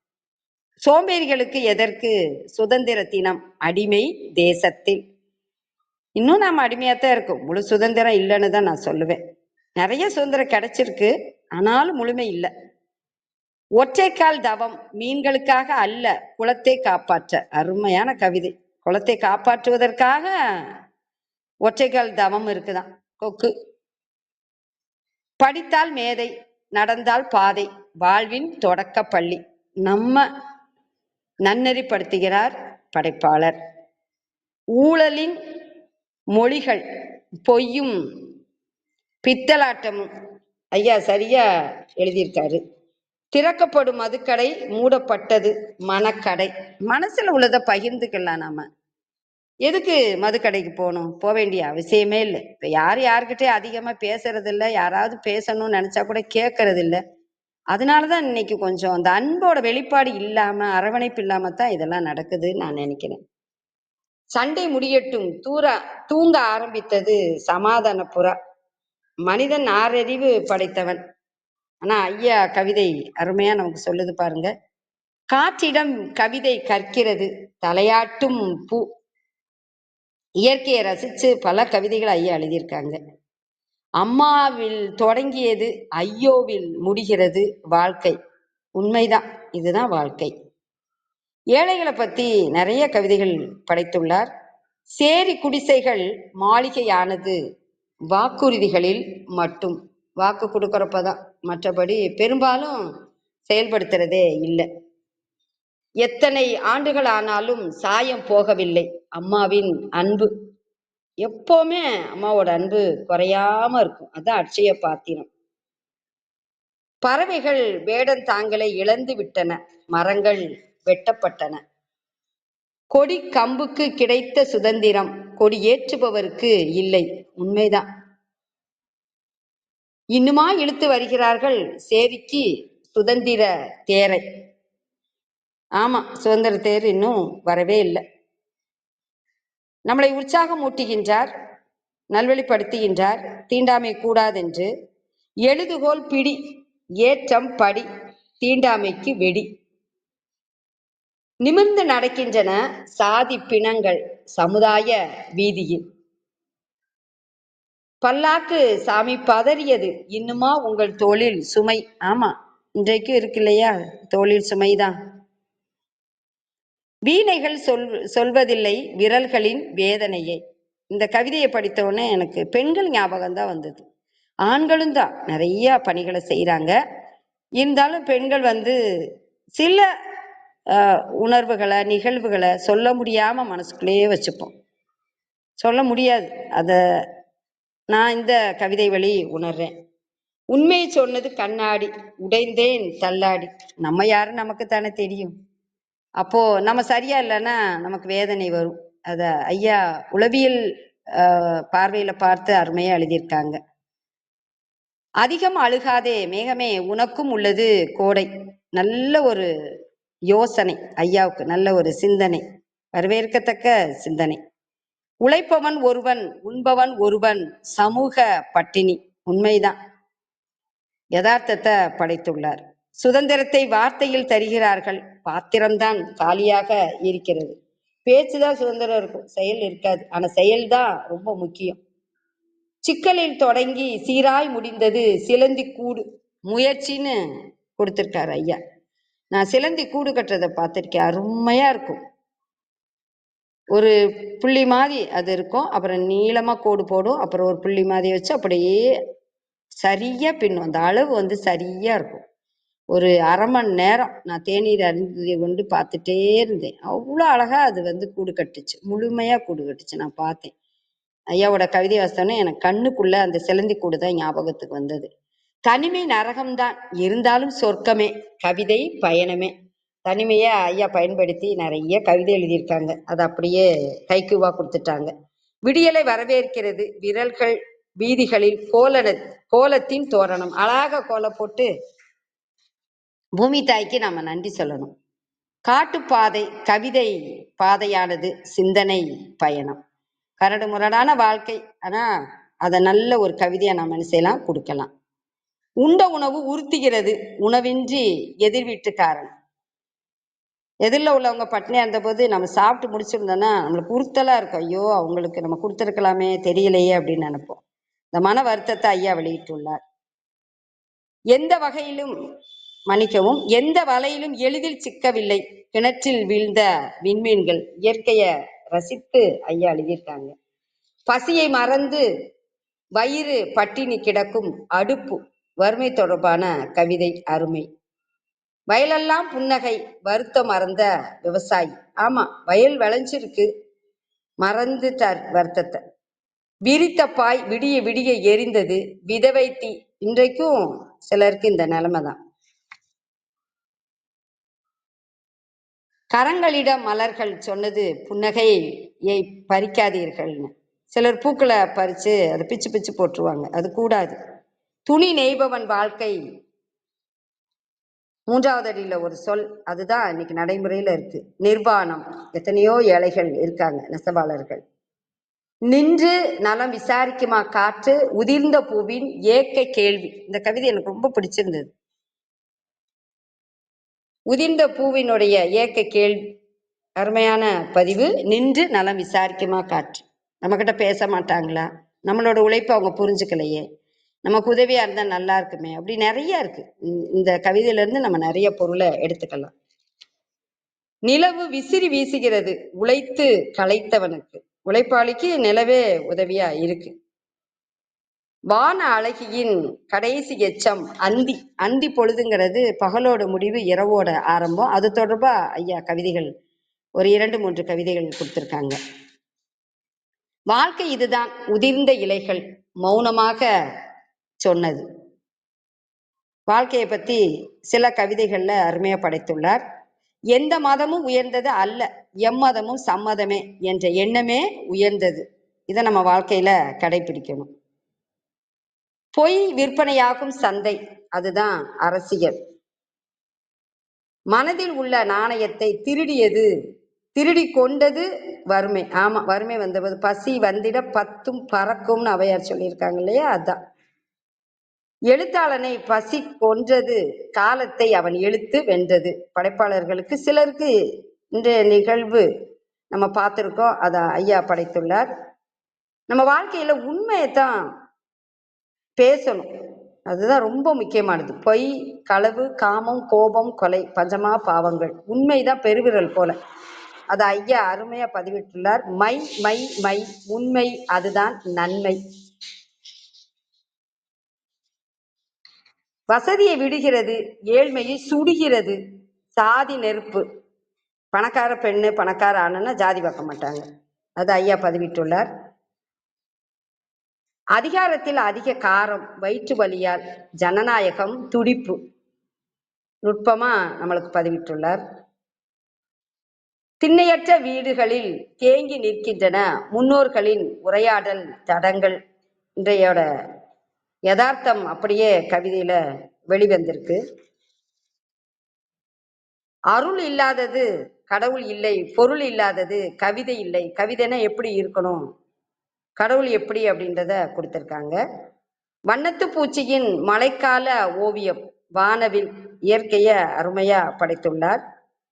ஏமாற முடிவு செய்துவிட்ட பின் பயம் ஏன் வாக்களிக்க. அரசியல் தொடர்பான கவிதை அருமை. உயிர் எழுதும் விருப்ப ஓய்வு, தற்கொலை. சிலர்லாம் தற்கொலை பண்ணிக்கிறாங்க, பண்ணக்கூடாது. மரணத்தை நம்ம எளிதா எடுத்துக்கணும். கவிதையை பாருங்க. கடவுளுக்கு கொடுக்க வேண்டிய கட்டாய கடன் மரணம். வாக்களிக்க மனமில்லை அகிம்சை நாட்டில், கட்சியின் சின்னம் கத்தி. எவ்வளவு முரண்பாடு பாருங்களேன். மக்களுக்கு தொண்டு செய்ய வர்றோங்கிறாங்க, ஆனா செயல்பாடு வேறவா இருக்கு. மரம் வெட்டப்பட்டது, மாண்டது நிழல். நிழல் கிடைக்காம நம்ம தவிக்கிறோம். ஏழைகளின் வீதியில் நிழற்குடையாகு, வரலாறு உன்னை எரிக்காது. நாம ஏழைகளுக்கு உதவியா இருக்கணும். நியூட்டனின் புவியீர்ப்பு விசை பொய்யானது, மரணத்தில் மட்டும். புதிய சிந்தனை அருமை ஐயா. ஆசைகளுக்கும் கனவுகளுக்கும் நாம் விரிக்கும் கவலை புகழ். புகழ் கூடாதும் நான் யாரையும் புகழவும் கூடாது, இகழவும் கூடாது. புகழை ஏத்துக்கிட்டோம் அப்படின்னா நம்மளோட முயற்சி தடைபட்டு போகும், இதுதான் உண்மை. அனைவரும் கற்கும் கட்டாய கல்வி, கண்ணீரும் அனுபவமும். உண்மைதான். இருப்பவனுக்கு பசி இல்லை, இல்லாதவனுக்கு உணவில்லை. ஜனநாயகத்தில் பொருள் இல்லை. இன்றைய நிலையை அப்படியே பதிவிட்டுள்ளாரு. மீட்காமலே மூழ்கிவிட்டன அம்மாவின் நகையும் புன்னகையும்.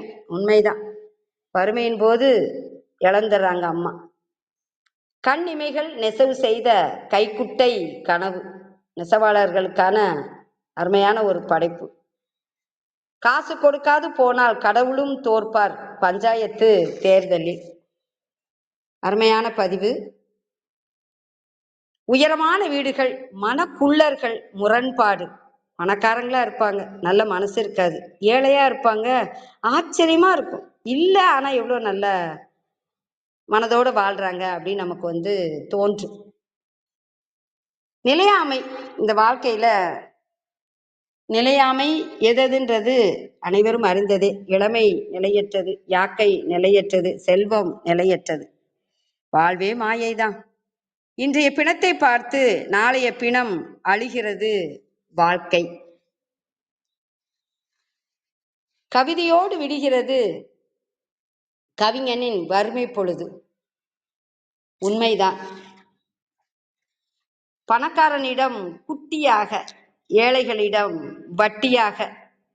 பண பச்சோந்தி. பணம் பாதாள வரைக்கும் பாயும். ஒவ்வொரு மனிதனோட மனசை கூட அந்த பணம் மாத்திரும். நதியின் தாலியை அரிக்கிறார்கள் மணல் கொள்ளையர்கள். இன்றைக்கு நிகழ்வதை அப்படியே கொடுத்திருக்காரு. இருந்தும் இழந்தேன் அவளை, 3 சொல்லுதான். ஆனா மனதுல உள்ள அந்த பெண்ணின் அந்த காதலை பதிவிட்டுள்ளார். ஒரு அருமையான கவிதை. உயிர் எழுத்தை கொன்று மெய்யெழுத்தை புதைக்கும் ஆயுத எழுத்து சாதி. அருமை அருமை. அப்படியே உள்ளத்துல உள்ளத பதிவிட்டுள்ளார் சொற்களா. உலகத்துல உள்ளத அப்படியே கொடுத்திருக்காரு ஹைக்கு கவிதையா ஐயா.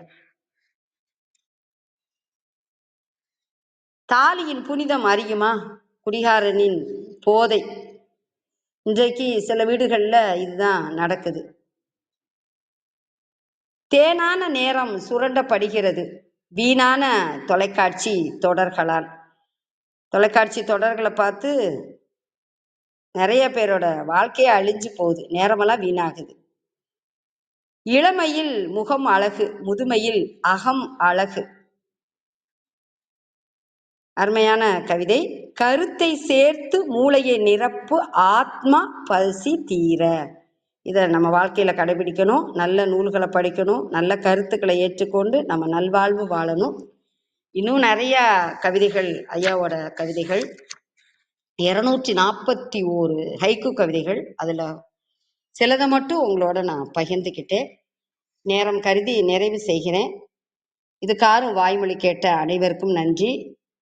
கவிதையை பகிர்ந்துக்கிறதுக்கு வாய்ப்பளித்த ஆரோக்கிய பிரிட்டு ஐயா அவர்களுக்கு நன்றி. கற்பகவள்ளி அம்மா தொகுத்து அருமையாக சொல்லுவாங்க, அம்மாவுக்கு நன்றி. தளத்தில் உள்ள அனைத்து பெரியோர்களுக்கும் நான் மனமகிழ்வோடு நன்றியை உரித்தாக்குகின்றேன். கவிஞர் ஆசாமு முனியாண்டி ஐயா, ஐயா உங்களுக்கு நான் மனமகிழ்வோடு நன்றியை உரித்தாக்குகின்றேன். 3 முறை தங்களுடைய ஹைக்கு கவிதையை படித்தேன் ஐயா. எப்படி எழுதுவீங்கன்னு நான் ரொம்ப வியப்பா பார்ப்பேன். ரொம்ப அருமை ஐயா. தமிழருக்கும் நீங்க எவ்வளோ தொண்டு செய்திருக்கிறீர்கள். மிகச்சிறந்த கவிஞர் அப்படின்றத இந்த கவிதையிலையும் ஹைக்கு கவிதையிலையும் நீங்க காட்டியிருக்கீங்க. இந்த நூல்ல ஐயா புது கவிதைகள் நிறைய நல்ல தலைப்புல எழுதியிருக்காங்க. மனமகிழ்வோடு ஐயாவுக்கு நான் மீண்டும் நன்றியை உரித்தாக்குகின்றேன். முனியாண்டி ஐயா நன்றி ஐயா. படைப்புகள் அருமை அருமை ஐயா. அனைவருக்கும் நன்றி.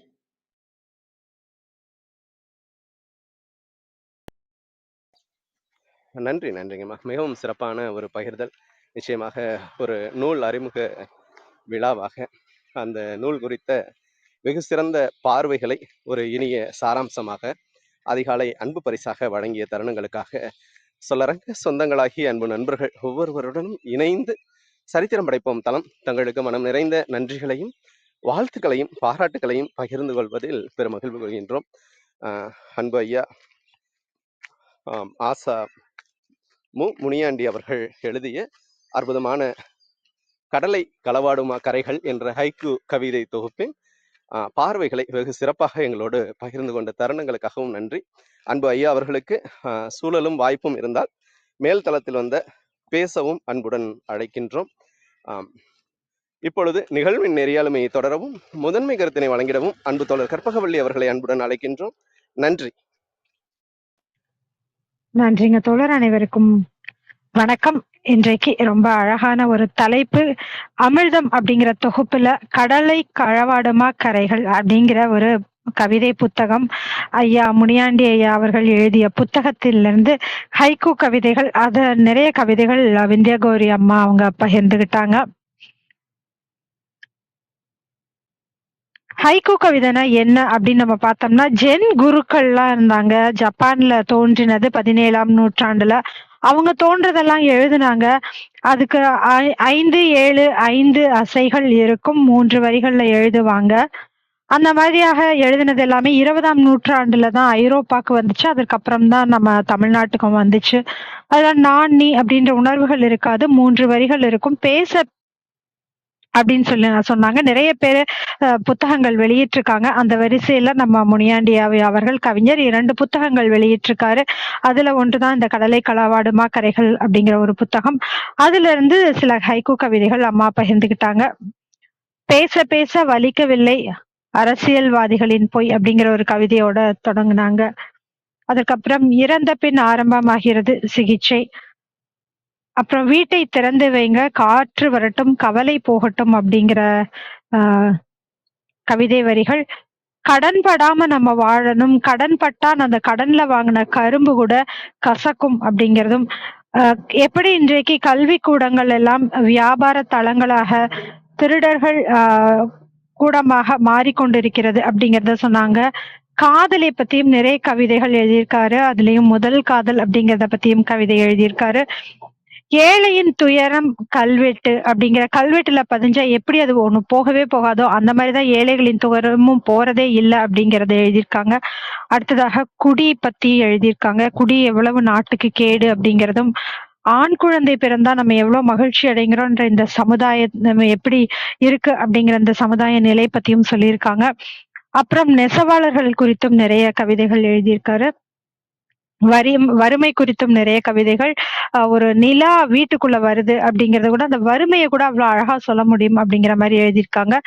மரணம் மருந்தானது வறுமைக்கு அப்படின்றதையும் ரொம்ப ஒரு வலி மிகுந்த ஒரு வார்த்தைகள் அது. அதுக்கப்புறம் செருப்பு தைப்பவருடைய வறுமை, இப்படி நிறைய பேருடைய வறுமை, நெசவாளர்கள், அதுக்கப்புறம் விவசாயிகள், அவங்களோட விளைச்சல் வீடு வர்றது கிடையாது, ஈட்டிக்காரர்களுக்கு தான் லாபம் போகுது அப்படின்னு சொல்லி நிறைய உழைப்பவர்கள், உழைப்பவன் ஒருவன் உண்பவன் ஒருவன், இந்த மாதிரி நிறைய கவிதைகள் அந்த உழைப்பு வீணாகிறதுக்கும் வறுமையை பத்தியும் நிறைய சொல்லியிருக்காங்க. அதற்கப்புறம் சாதி பத்தியும் நிறைய கவிதைகள். சாதி தொட்டால் சுடும் அப்படிங்கிறது. அப்புறம் நம்ம பகிர்ந்து உண்ண வேண்டும் அப்படிங்கிறது. ஒரு கருப்பு காகம் இருக்கு, ஆனா அதற்கு வெள்ளை மனம் இருக்கு அப்படிங்கிறது. அப்புறம் ஒரு மரம் வெட்டுறதுக்கு ஒருத்தன் எவ்வளவு வருத்தப்படுறான், ஏன்னா அந்த பறவைகளின் வீடு போயிடுமே அப்படிங்கிறது. மரத்தை பத்தியும் இயற்கையை பத்தியும் நிறைய கவிதைகள். அதுலயும் மரத்தை வெட்டும் போது மாண்டது நிழல் அப்படின்றதையும் அழகா சொல்லியிருக்காரு. பனித்துளியின் அழகை பத்தியும் சொல்லியிருக்காரு. அதற்கப்புறம் வரதட்சணை வாங்கினா அதை பத்தியும் ஒரு ஹைக்கூ கவிதை. முதுமையை பற்றியும் நிறைய கவிதைகள். அதுல முதியோர் இல்லத்துல ஒரு அம்மா தும்முறாங்க, மகனா இருக்குமோ அப்படின்னு நினைக்கிறாங்க. முதியோர் இல்லத்துல விட்டா கூட எப்பவுமே அம்மாவுக்கு மகனின் ஞாபகம்தான். பெற்றோர்கள் சண்டை போட்டா அது எந்த அளவுக்கு குழந்தைகளின் மகிழ்ச்சியை பாதிக்கும் அப்படிங்கறதையும் சொன்னாங்க. முட்களோடு பார்த்தாலும் ரோஜா அழகுதான் அப்படின்னு சொல்லி, அது பக்குவம் அப்படின்ற ஒரு சொல். அது நம்ம சொல்லுவோம் எப்பவுமே, எப்பவுமே மகிழ்ச்சி இருந்தா அந்த இடத்துல கஷ்டமும் வரும் அப்படின்னு சொல்லுவோம். அது அழகா ஒரு சொல்லுல பக்குவம் அப்படின்னு சொல்லியிருக்காரு. மணல் திருட்டு பத்தி, ஆற்று மணல் திருட்டு, இயற்கை வளங்கள் திருட்டு, இதை பத்தியும் நிறைய கவிதைகள் இருக்கு. சுதந்திர தினத்தை குறித்தும் நிறைய கவிதைகள் எழுதியிருக்காரு. இயற்கை கொடுத்து இன்னொரு கவிதை, கொக்கு தவம் பண்ணுது. நம்ம மீன் சாப்பிடுறதுக்கு, மீனை பிடிக்கிறதுக்காக கொக்கு தவம் பண்ணுதுன்னு நினைப்போம். ஆனா குளத்தை காப்பாத்துறதுக்கு தான் அந்த கொக்கு தவம் பண்ணுது அப்படிங்கிறது. அடுத்தது அம்மாவின் அன்பு எப்பவுமே சாயம் போகாது அப்படிங்கிறது. ஒரு கணவன் இல்லாத பெண்கள் மீண்டும் திருமணம் எல்லாம் செஞ்சுக்கிறது இல்ல, அவங்களோட வாழ்க்கை எப்படி வீணாகிறது அப்படிங்கிறதுக்கு விரித்த பாய் எரிந்தது அப்படின்னு சொல்லி ஒரு அழகான சொற்களையும் எழுதியிருக்காரு. படைப்பாளர்களோட வறுமை பத்தியும் சொல்லியிருக்காரு. காரம் அதிகமா இருக்கு அதிகாரத்துல அப்படின்னு சொல்லிட்டு அதிகாரத்தின் அந்த அத பத்தியும் எழுதியிருக்காரு. எழுத்தை கொன்று உயிரெழுத்தை கொன்று மெய்யெழுத்தை புதைத்தது ஆயுத எழுத்து அப்படின்னு சொல்லி சாதிய பத்தியும் எழுதியிருக்காரு. சாதிய பத்தியும் நிறைய கவிதைகள். அதுல நிமிர்ந்து நடக்கிறது சாதி பிணங்கள் அப்படிங்கிறதையும் சொல்லியிருக்காரு. ஏன்னா ஆனா இன்றைக்கு நிறைய சாதி பத்தி நம்ம எவ்வளவு பேசினாலும் சரி இருந்துகிட்டே தான் இருக்கு அப்படின்னு அந்த மாதிரி இப்ப கூட நம்ம பாக்குறோம். ஆணவ கொலை பத்தியும் சொன்னாங்க. அந்த ஆணவ கொலை எப்படி சுடுது அப்படிங்கனாலும், ஆணவ கொலை பண்ணிட்டு வெளியே பரோல்ல வர்றவங்களுக்கு கிடைக்கிற வரவேற்பு நம்ம இப்ப பார்த்தோம்னா அவ்வளவு நம்ம சமுதாயம் எங்க போய்கிட்டு இருக்கு அப்படிங்கிற மாதிரி இருக்கு. அந்த அளவுக்கு ஒரு வரவேற்பு கிடைக்குது. இன்னும் சாதி எவ்வளவு பேர் எவ்வளவு எழுதினாலும் இருந்துகிட்டே இருக்கு அப்படிங்கிறதையும் ஐயா நிறைய இடங்கள்ல அழகா சொல்லியிருக்காரு. இப்படி நிறைய கவிதைகள் கிட்டத்தட்ட சமுதாயத்துல இருக்கிற எல்லா விஷயங்களையும் பத்தியும் அழகா ஹைக்கூ கவிதைகளாக ஐயா கொடுத்திருக்காரு. அதுல ரொம்ப அழகா ஹைக்கூவை பத்தி அவர் சொன்ன ஒரு கவிதையோட நம்ம சொல்லலாம், நிறைவு செய்யலாம். சிந்தனையின் சிக்கனம் ஹைக்கூ அப்படின்னு சொல்லிட்டு ஹைக்கூ பத்தியும் அழகா சொல்லியிருக்காரு. மிகவும் ஒரு அற்புதமான புத்தகம். 240ற்கு மேல் கவிதைகள் இருக்குன்னு சொல்லிட்டு விந்திய கௌரி அம்மா நேரம் கருதி ஒரு சில கவிதைகள் மட்டும் சொன்னாங்க. நமக்கு ரொம்ப சிறப்பாக இருந்ததுங்க அம்மா, மிக்க நன்றி. முனியாண்டி ஐயா, நீங்க நிகழ்வு தொடங்கிருச்சா?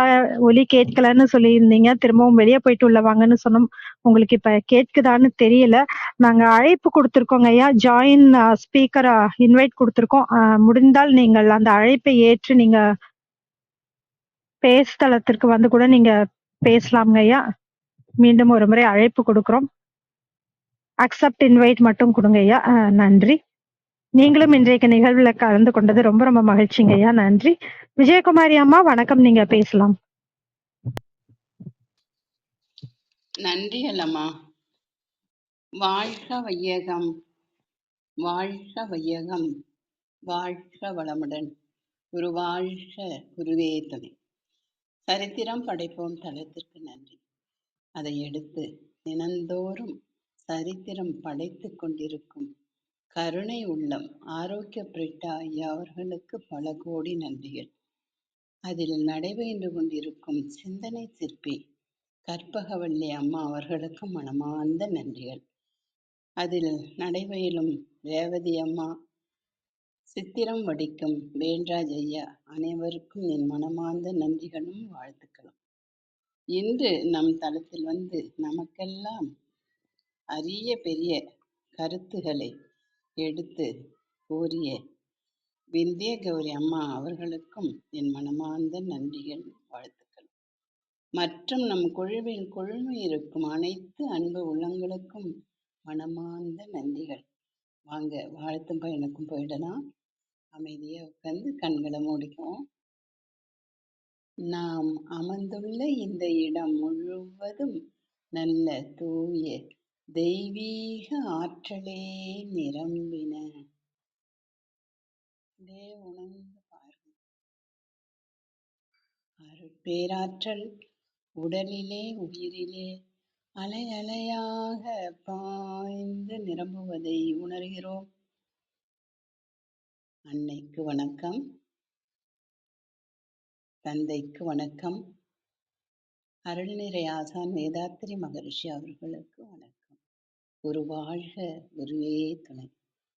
அருள் பேராற்றல் இரவும் பகலும் எல்லா நேரங்களிலும் எல்லா இடங்களிலும் எல்லா தொழில்களிலும் உறுதுணையாகவும் பாதுகாப்பாகவும் வழிநடத்தியாகவும் அமையுமாக. வாழ்க வளமுடன், வாழ்க வளமுடன், வாழ்க வளமுடன். அருட்பேராற்றல் கருணையினால் இங்குள்ள அனைவரும் நல்ல உடல் நலம், நீல ஆயுள், நிறை செல்வம், உயர் புகழ், மெய்ஞானம் பெற்று சிறந்தோங்கி வாழ எல்லாம் வல்ல இறைநிலையோடு இணைந்து வாழ்த்து மகிழ்கின்றேன்.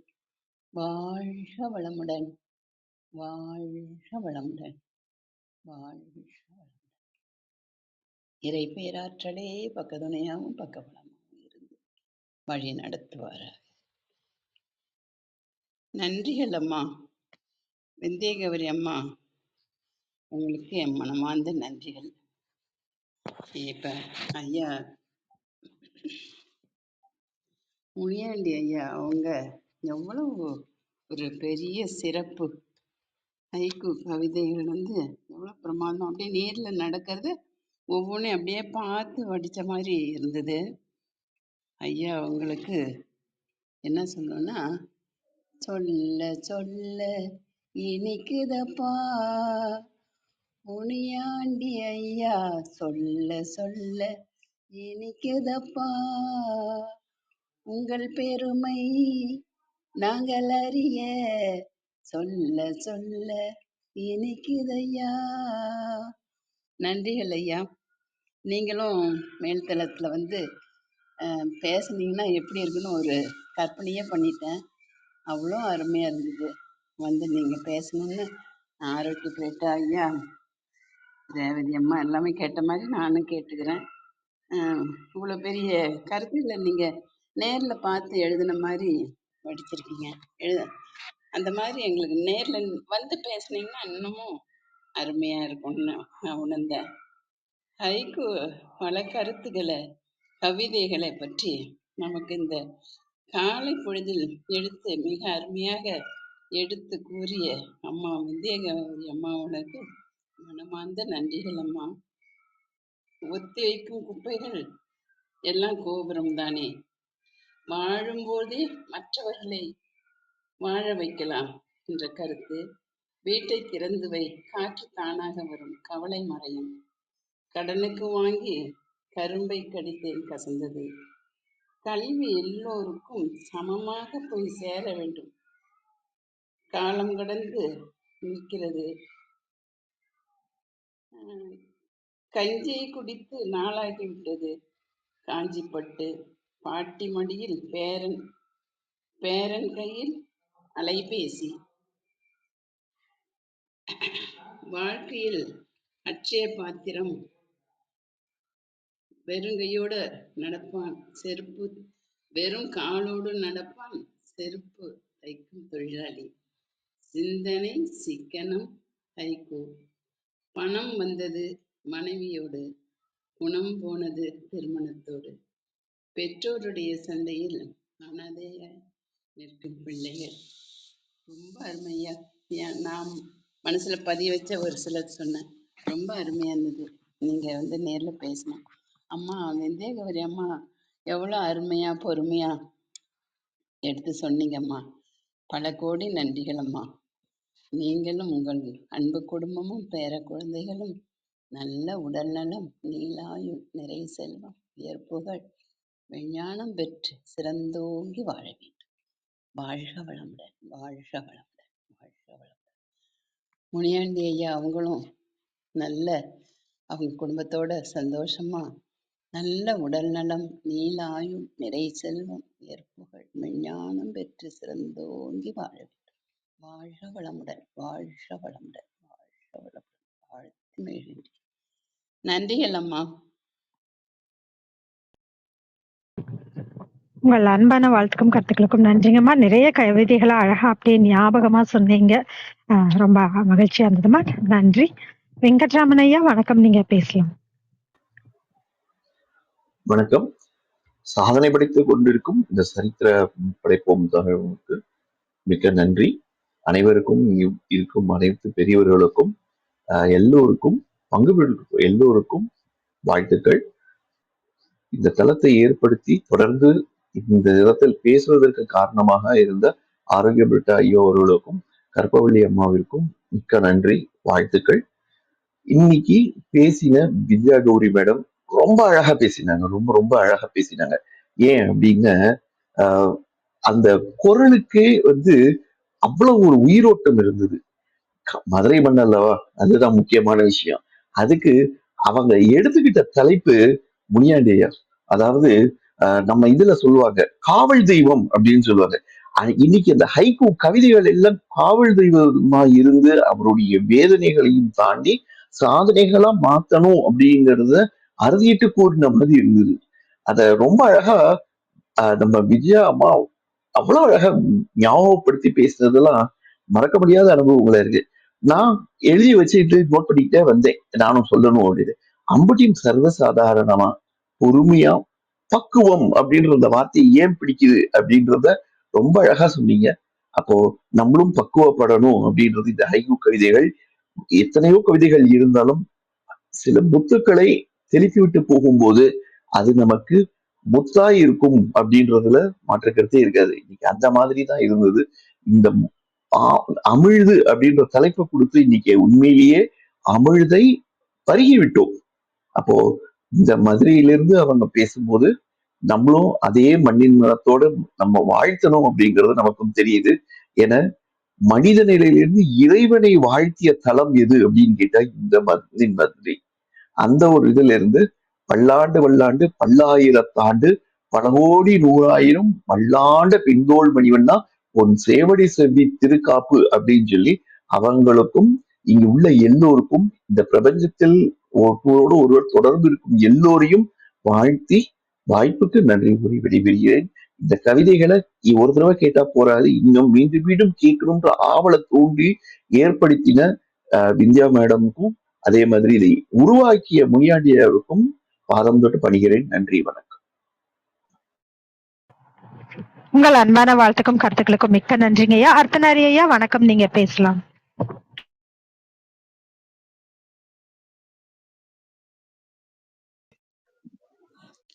நன்றி. அதாவது என்னன்னா, ஒரு நூலை ஏற்றுவது அப்படிங்கிறது மிகப்பெரிய விஷயம். எல்லாரும் நூலாசிரியரா வந்துர முடியாது. இதுல படிக்கிறதே சிலர் தான். குடிக்கிறவங்களையும், படிக்கிறவங்களையும் கம்பேர் பண்ணோம்னா, படிக்கிறவங்க மிகச்சிலர். ஆனா பொதுவாவே குடிக்கிறதும், படிக்கிறதும் நல்லதுதான். குடிக்கிறதுனா கூழ். நீங்க வேற ஏதாவது நினைச்சுக்க கூடாது. குடிக்கிறது கூழ், படிக்கிறது நூல். இந்த 2மே நல்லதுதான். ஆனா படிக்கிறவங்க ரொம்ப கம்மி. அதுலயும் படைக்கிறவர்கள் அதை விட கம்மி. படைப்பதனால் என் பேர் இறைவன் அப்படின்னு கண்ணதாசன் சொல்வார். அது மாதிரி இறைவனே இந்த தலத்துக்கு வந்த மாதிரி முனியாண்டி அவர்களும் இந்த தலத்துக்கு வந்திருக்கிறார்.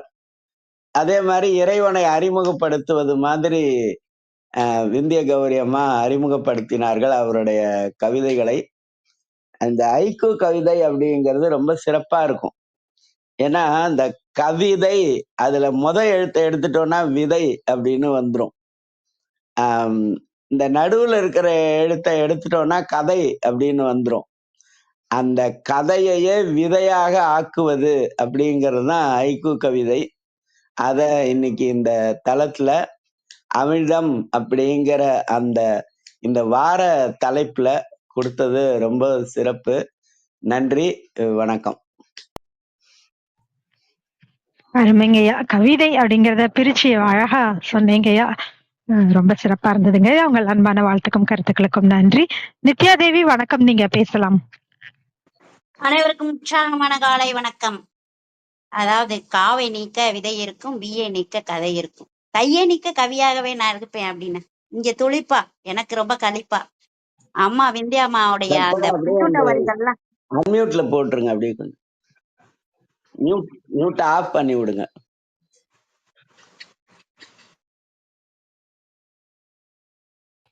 நித்யா தேவி, நீங்க அன்மியூட் பண்ணிட்டு பேசுங்க. கேட்கலையா? இல்ல, ஐயா மியூட் பண்ண சொன்னாருங்க.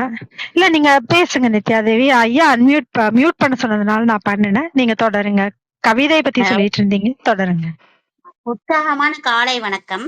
காவை நிக்க விதை இருக்கும், வியை நிக்க கதை இருக்கும், தையே நிக்க கவி இருக்கும். இந்த கவியாக எனக்கு முனியாண்டி ஐயா அவ்வளவு அழகான வரிகள் எல்லாம் சொல்லியிருக்காங்கன்னு. விந்தியா அம்மாவுடைய பின்னோட்ட வரிகள் ரொம்ப அருமையா இருக்கு. அவங்களுடைய அந்த குரல், இந்த ஏற்ற இறக்கம் கவனித்தவுடன் அந்த ஓரிரு வரிகள் தான் சொல்லுவாங்க, நல்லா இருக்கும். அம்மா எனக்குமே பக்குவம்ன்ற வார்த்தை ரொம்ப பிடிக்கும்மா. அந்த பக்குவம் எல்லாத்துலயுமே சமைக்கிறதாகட்டும், ஒரு எந்த வேலைகளை செய்யும் பொழுதும் அந்த பக்குவம் இல்லைன்னா அவ்வளவுதான், பக்குதான். அந்த பக்குவம் அப்படின்ற விஷயத்துக்கு அழகான ஒரு இது. அதுக்கப்புறம் அந்த கணவன் மனைவி சண்டை போட்டுக்கிட்டா கூடாது, குழந்தையோட அந்த மகிழ்ச்சி எல்லாம் போயிடும் உங்களால அப்படின்னு. அடுத்து விஆர்எஸ் கொடுக்கறது சொன்னீங்க. ஆமா, இந்த உயிருக்கு விஆர்எஸ் கொடுத்தா அது தற்கொலை தான். ரொம்ப அப்படியே செலக்டிவா எடுத்துட்டு வாழ்வியல் முறையோட அதை ஒப்பிட்டு பார்த்து கொடுக்கும் அந்த கவிதைகளுக்கு மிகப்பெரிய வல்லமை இருக்கு. இன்னும் எவ்வளவு கவிதைகள்லாம் இருக்குன்றாங்களே, 200 400ன்றாங்களே, எப்படி இருக்கும், எந்த மாதிரி எழுதியிருப்பாங்க? இந்த தெரிந்ததை, அதாவது தெரியாததை தெரிந்தது போல எழுதுவது தேர்வு அப்படின்னு சும்மா காமெடிக்கு எழுதி வச்சேன். அதுக்கு அடிச்சுக்கூடாதீங்க. அப்படியே ஓட வேண்டியதுதான். மனப்போராட்டமா இல்ல மாணவர் போராட்டமான்னு தெரியல அந்த தேர்வுகளம். இப்படியெல்லாம் ஒவ்வொரு வரிகளை, சில சில வார்த்தைகளை எடுத்து, சின்ன வார்த்தைகளை தொடுத்து அப்படி எழுதுனா நம்மளாலையும் எழுத முடியும் போல. ஆனா யாரும் சாரு பாப்பான்னு தான் தெரியல. இந்த மாதிரி ரிவ்யூ பண்ணுவாங்களா அப்படின்னு. இன்னைக்கு அமிழ்தம் அப்படின்ற ஒரு விஷயத்துல அமிழ்தத்தை கடைஞ்சுதான் எடுப்பாங்க. கடல்ல கனையும் போது ஆனா கொஞ்சம் விடம் வரும், அதை பிடிச்சிருவாருல்ல சிவபெருமான். அப்படி இந்த சில விஷயங்களை எல்லாம் விடுத்துட்டு இதெல்லாம் கொண்டு போய் இன்னைக்கு அளவா கொடுக்கலான்னு இந்த கடலை களவாடுமா இந்த கரைகள் அப்படின்னு சொல்லிட்டு எங்களை எல்லாம் கரைக்கு சேர்த்து விட்டீங்கம்மா. நாங்க தத்தரிச்சுட்டு இருந்தோம். இப்படியும் வார்த்தைகள் எல்லாம் இருக்காங்களா, பிரமிப்பா இருக்குது. சூப்பர். மென்மேலும் வளர வேண்டும், வாழ்த்துக்கள். உங்களையும் சந்திக்க தருணம் இருந்தா வந்துடுறேன். என்னுடைய முதல் புத்தகம் வந்துருச்சு என்னோட கையில அப்படின்ற மகிழ்வையும் உங்களுக்கு தெரிவிச்சுக்கிறேன். அதோட தலையங்க முடிவுரை முன்னுரை ஆகுமா? கண்டிப்பா பொருளுரையா கூட ஆகும் அப்படின்றத நான் தெரிவிச்சுக்கிறேன். நல்லதொரு வாய்ப்பு, நல்ல ஒரு பகிர்வு. அவங்க மென்மேலும் வளர வேண்டும். அனைத்து நல்ல உள்ளத்திற்கும் நன்றிகளை தெரிவித்து விடைபெறுகிறேன். உங்கள் நித்யாதேவி பேச்சு புயல் மதுரையிலிருந்து. நன்றிங்க நித்யா தேவி. உங்கள் அன்பான வாழ்த்துக்கும், கருத்துக்களுக்கும் நன்றி. உங்க புத்தகம் வந்துருச்சுன்னு சொல்றத கேட்கறக்கும் மகிழ்ச்சியா இருக்கு. அந்த புத்தகத்தை எல்லாரும் நாங்களும் வாசிக்கிறதுக்கு காத்துக்கிட்டு இருக்கோம் ஆர்வத்தோட. மிக்க நன்றி. சரவணன் கண்ணா, வணக்கம். நீங்க பேசலாம். வணக்கம். அனைவருக்கும் இனிய காலை வணக்கம். நிறைய ஹைக்கூ கவிதைகள கேட்டு ரசிச்சுக்கிட்டு இருந்தோம். ரொம்ப நல்லா இருந்தது. 2 எதிர்ப்பதங்களோட ஒரு உண்மை பதத்த சொல்ற ஒரு அழகான ஒரு நடை அது. ஒரு ஒரு மின்னல் அ தெளிப்புன்னே சொல்லலாம். மின்னல் கவிதைகள் அப்டின்னே சொல்லலாம். ஏன்னா, நம்ம பார்த்துட்டு இருந்த ஒரு உருவ அ பதத்தோட இன்னொரு பதத்தையும் சேர்த்து ஒரு ஒரு நிதர்சனமான ஒரு விஷயத்த சொல்ற ஒரு அழகு இருக்கு இல்லையா? அந்த அழகியல் வந்து அதுக்கு பெரிய ஒரு இலக்கியவாதியாகவோ, இல்ல ஒரு அ தமிழ் புலமை பெற்றவங்களா இருக்கணுமோ, அப்படிங்கலாம் எதுவுமே தேவையில்ல. ஒரு பாமரனுக்கும் புரியிற அளவுக்கு எழுதுற ஒரு அ அ நடையும், அந்த அந்த டச்சும் தான் வந்து அந்த கவிதையோட உச்சம். அதுல எல்லா கவிதையிலயுமே நம்ம அ நமக்கு அடிநாதமா இருக்கிறது முனியாண்டி ஐயாவோட ஒரு அந்த பார்வை. அது ஒவ்வொரு கவிதையிலயும் நம்ம அந்த கவிதைய முடிச்ச உடனே அவரையும் ரசிப்போம். அந்த ரசனை வந்து அ இந்த 2 எதிர்ப்பதங்களையுமே வேற பார்வையில பார்க்கக்கூடிய ஒரு வித்தியாசமான ஒரு உணர்வ தரும். அம் ரொம்ப பெரிய விஷயங்கள கூட ரொம்ப சாதாரணமா சொல்லிட்டு போகலாம். அதுல அழகா இதுல ஒரு வார்த்தை சொல்லி "நிமிர்ந்து நன்னடை போடுகிறது ஜாதிய பிணங்கள்" அப்படிங்கிற மாதிரி சொன்னதெல்லாம், அந்த மாதிரி ஆட்கள பார்க்கும்போது, இந்த கவிதைய நம்ம ஒப்பிட்டு பார்க்கும்போது, அது எவ்வளோ பெரிய ஒரு உண்மை, எவ்வளோ பெரிய காமெடி. அந்த அந்த நபர்களுமே இந்த கவிதைய வந்து வாசிச்சாங்கன்னா, ஒரு பெரிய மாற்றம் இருக்கும் அவங்களுக்குள்ள. அந்த மாதிரி ஒரு ஒரு ஐயா ஐயா சொன்ன மாரி விதை தான் இது கவிதைங்கிறத விட. இந்த சொற்சிக்கனத்தின் நாகரீக வளர்ச்சி தான் இந்த கவிதைன்னு சொல்லுவோம். அதையுமே இன்னும் அ அழகா கையாள்ற விதம் அ ஒரு ஹைக்கூ கவிதைக்கு ரொம்ப ஒரு அருமையான ஒரு கருத்தா இருக்கும். இதுல ஒவ்வொரு கவிதையும் இன்னொரு கவிதையோட கனெக்ட் ஆகணுங்கிற ஒரு இதே இல்ல. அந்தந்த கவிதையும் அதோட படைப்ப அது செஞ்சுட்டு போயிட்டே இருக்கும். அததான் இன்னைக்கு எல்லா கவிதைகளும் நமக்கு சொல்லிக் குடுத்திருந்தது இருந்துச்சு. ரொம்ப ரொம்ப நல்லா இருக்கு. ஆ இந்த கவிதை புத்தகத்த வாசிக்கணுங்கிற ஒரு பெரிய ஆவல் ஏற்பட்டிருக்கு. நன்றி. தொடர்பு கொண்டு அத வாங்கணும்னு நெனைக்கிறேன். வணக்கம். வாய்ப்புக்கு நன்றி. உங்கள் அன்பான வாழ்த்துக்கும், கருத்துக்களுக்கும் மிக்க நன்றி. அருள் சேவியர் சார், வணக்கம். நீங்க பேசலாம். வணக்கம், வணக்கம். அனைவருக்கும் இனிய காலை வணக்கம்.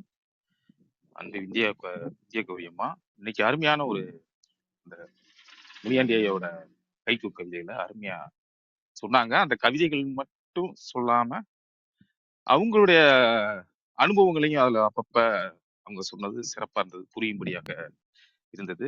ஐயாவுடைய கவிதைகள் உண்மையிலேயே அருமையா இருந்தது. ஏன்னா இப்ப இந்த காலத்துல ஆஹ் எல்லாருமே வந்து டக்கு டக்குன்னு முடியணும், எதையுமே எளிதா சீக்கிரமா செய்யணும் அப்படிங்கிற ஒரு முனைப்போட தான் எல்லாரும் இருக்காங்க. ஸோ அப்ப ஒரு வீடியோ பார்த்தோம் அப்படின்னா இப்ப ரீல்ஸ் வந்துருச்சு. 30 செகண்டுக்குள்ள சொல்ல வேண்டியதை டப்புன்னு சொல்லி முடிக்கணுங்கிற மாதிரி ரீல்ஸ் வந்துருச்சு. ஸோ எல்லாருமே அதைத்தான் விரும்புறாங்க.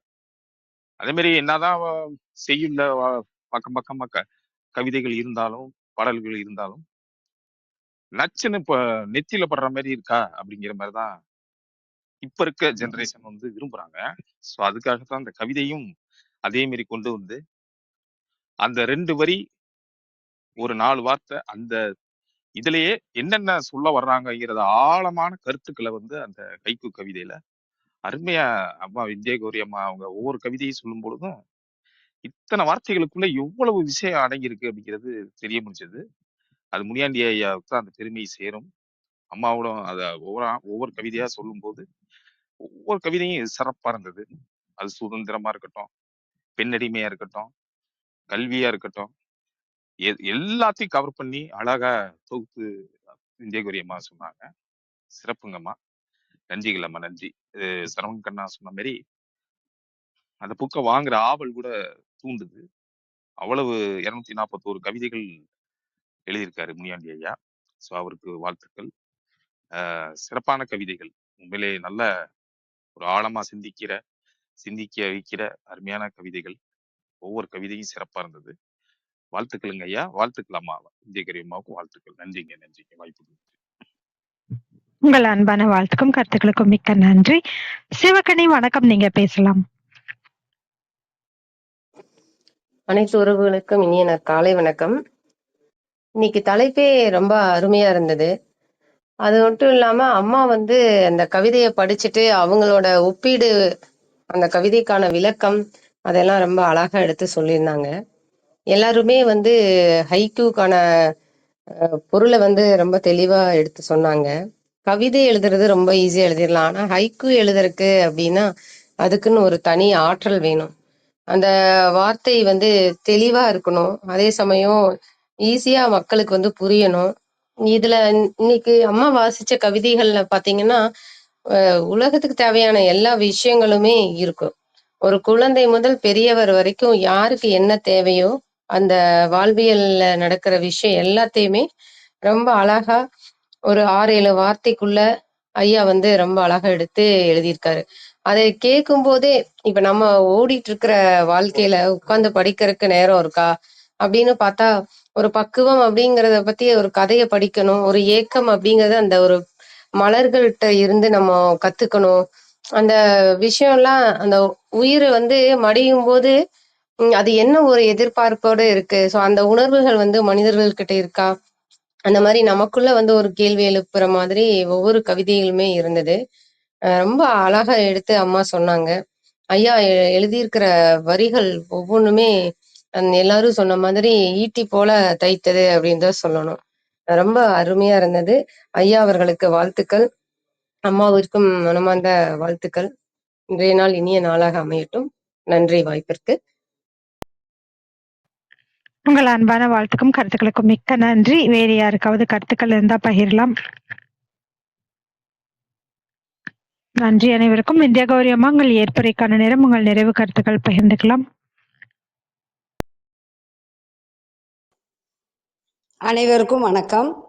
முனியாண்டி ஐயா கவிதைகள் அருமையா இருந்தது. ஐயா நிறைய கவிதைகள் எது தொடர்பா எழுதியிருந்தாங்கன்னா அரசியல் தொடர்பாக தான். ஏன்னா மன்னன் எவ்வளியோ அவ்வளிய மக்கள். அரசாங்கம் நல்லா இயங்குச்சு அப்படின்னா மக்களுக்கு அது பயனுடையதா இருக்கும். மக்களும் நல்ல மனிதர்களை அரசியல்வாதியா தேர்ந்தெடுத்தா இன்னும் அருமையா இருக்கும். அதுக்கடுத்து இன்றைக்கு நிறைய பாதிப்பு சாதியால தான் இருக்கு. அதனோட அந்த பாதிப்பு ஐயா நிறைய கவிதைகள்ல எழுதியிருந்தாங்க. அடுத்து பார்த்தீங்கன்னா வறுமையை பத்தி நிறைய கவிதைகள் இருந்துச்சு.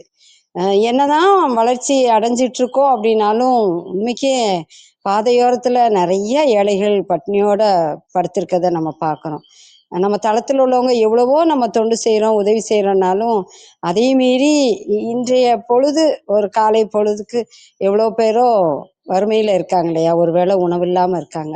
அதே சமயம் கொஞ்சம் பேர் அளவில்லா ஆடம்பரமாகவும் இருக்காங்க. எவ்வளோ முரண்பாடு இந்த சமூகத்தில் இருக்குன்றத, முரண்பாடு அப்படின்ற அந்த சொல்ல எடுத்துட்டாலே ஐயாவோட கவிதைகள் நிறைய இருக்கும். அப்புறம் சுற்றுச்சூழலை அழிக்கிறோம், இயற்கையை ரசிக்க மாட்டேங்கிறோம். நம்ம ரசிக்கிறோம், ஆனால் இளைய தலைமுறைகள் சொன்னாலும் சிலர்லாம் கேட்குறதே இல்லை. என்ன பூனெல்லாம் சொல்லி கொடுத்தாலும் அவங்களுக்கு தெரியறதில்ல. இது என்ன செடி, இது ரொம்ப அழகா இருக்கு பாரு அப்படின்னா அதை கண்டுக்கிறது கூட இல்லை. அவங்களுக்கு தேவையானது ஃபோனில் எல்லாம் கிடைக்குது அப்படின்ட்டு போயிடறாங்க. படிக்கவும் தெரியல, ஒப்பிக்கவும் வரல, எழுதவும் வரமாட்டேங்கு. எவ்வளவு சொன்னாலும் அதை சிலர் தான் கேட்க மாட்டாங்க, சிலர் ரொம்ப அருமையாக கேட்டுக்கிறாங்க. அதனால நாம பிள்ளைங்களை படிக்க வைக்கணும், எழுத வைக்கணும், மனனம் செய்து ஒப்பிக்க வைக்கணும், இயற்கையை ரசிக்க வைக்கணும். ஒரு கோலத்துல கூட நிறைய நல்லது இருக்குங்க. நான் படித்ததை பகிர்ந்துக்கிறேன் இந்த இந்த தருணத்துல. நம்ம எனக்கு பின்னல் கோலம் தான் ரொம்ப பிடிக்கும். ரொம்ப பெரிதா போட மாட்டேன், ஓரளவுக்கு போடுவேன். ரொம்ப சின்ன கோலம் எனக்கு ரொம்ப பிடிக்கும். அந்த பின்னல் கோலம்னா நம்ம போட்டு போட்டு பார்த்துட்டு அப்படியே போடுவோம். அப்போ வாழ்க்கையில் நம்மளுக்கு சிக்கல் இருந்தால் கூட இதை இப்படி பண்ணுவோம், இதை இப்படி பண்ணுவோம், கோவப்பட வேண்டாம், பொறுமையாக இருப்போம். எங்கூட பழகுறவங்களாம் சொல்லுவாங்க, எப்படி மிஸ் இவ்வளோ பொறுமையாக இருக்கிறீங்க அப்படிம்பாங்க. நிதானிச்சு அதுக்கு பிறகு சொல்கிறது. வார்த்தைகளை அவ்வளோ எளிதாக நான் விட மாட்டேன். அதே போல் கோலம் போட்டு முடித்ததும் நான் சூரியனை பார்த்து, இயற்கையை பார்த்து, பிரபஞ்சத்தை பார்த்து நன்றி சொல்லுவேன். பூமி தாய்க்கு பூமியை பார்த்து நன்றி சொல்லுவேன்.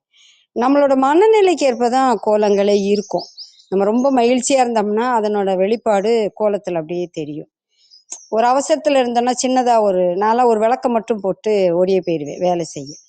இப்படி ஒவ்வொன்றுக்கும் ஒரு அர்த்தம் இருக்கு. ஒவ்வொரு செயல்பாடும் மற்றவர்களுக்கும் அது பாதிப்பை உருவாக்கும். அப்படிங்கிறப்ப நம்ம ஏன் ஜாதி பார்க்கணும்? நம்ம ஏன் மனிதன் எடுத்து வேறுபாடு பார்க்கணும்? நம்ம ஏன் ஏற்றத்தாழ்வு பார்க்கணும்? அது எல்லாத்தையுமே நிறைய கவிதைகள்ல ஐயா எழுதியிருக்காங்க. நான் முக்கியமானதை குறிச்சு வச்சுக்கிட்டு தான் இங்க பகிர்ந்துக்கிட்டேன். ஒரு சொல்லு, ஒரு வரி, ஒரு 4 சீர்கள் 3 சீர்கள் நம்மளை வாழ வைக்கும். அறம் செய்ய விரும்பு, ஒரு அடிதான், 3 சீர்கள் தான். சீர்கள்னா சொல்லுதான். ஐயாவோட ஒரு 5-6 கவிதைகள் பார்த்தீங்கன்னா 3 அடியே ஒற்றை சொல்ல 3 சொற்கள் தான் இருக்கும். அது முத்தாய்ப்பா இருக்கும். அதுல 2 கவிதைகள் நான் வாசித்தேன். ஐயாவோட புது கவிதைகள்லாம் பார்த்தீங்கன்னா 2 நூல் எழுதியிருக்காங்க. அவ்வளவு அருமையா இருக்கும்.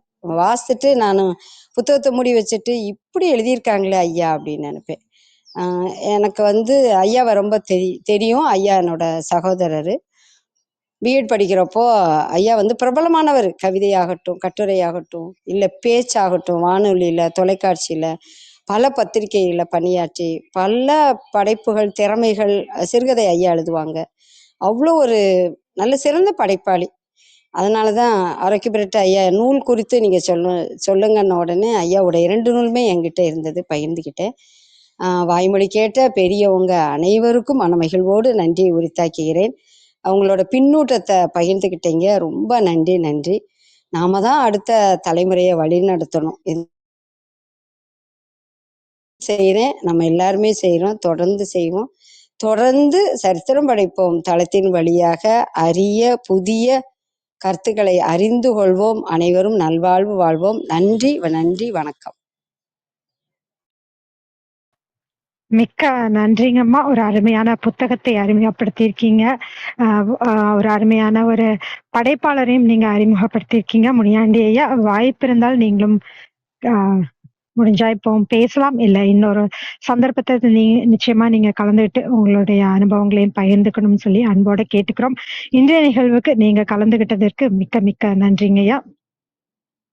மிகவும் அருமையான ஹைக்கூ கவிதைகளோட இன்றைய காலை பொழுதை நிறைத்த விந்தியா கௌரி அம்மாவிற்கு அனைவர் சார்பாகவும் மனமாற நன்றி தெரிவித்துக் கொள்கிறோம். பேச்சாளர்களாக கலந்து கொண்டு தங்கள் அன்பையும் வாழ்த்துக்களையும் கருத்துக்களையும் பகிர்ந்து கொண்ட ஒவ்வொருவருக்கும் நன்றி. தொடர்ந்து பொறுமையாக கவனித்துக் கொண்டிருக்கும் அனைத்து கவனிப்பாளர்களுக்கும் நன்றி. குறுஞ்செய்தி வாயிலாக தங்கள் வாழ்த்துக்களை பகிர்ந்து கொண்ட அனைவருக்கும் நன்றி. அட்மன் அஜ்மல் அவர்கள் கடலை களவாடுமா கரைகள், இந்த வார தலைப்பு அருமை அப்படின்னு சொல்லியிருக்காரு. அன்புசார் அவர்களும் வாழ்த்துக்கள் கௌரி மேம் அப்படின்னு சொல்லியிருக்காரு.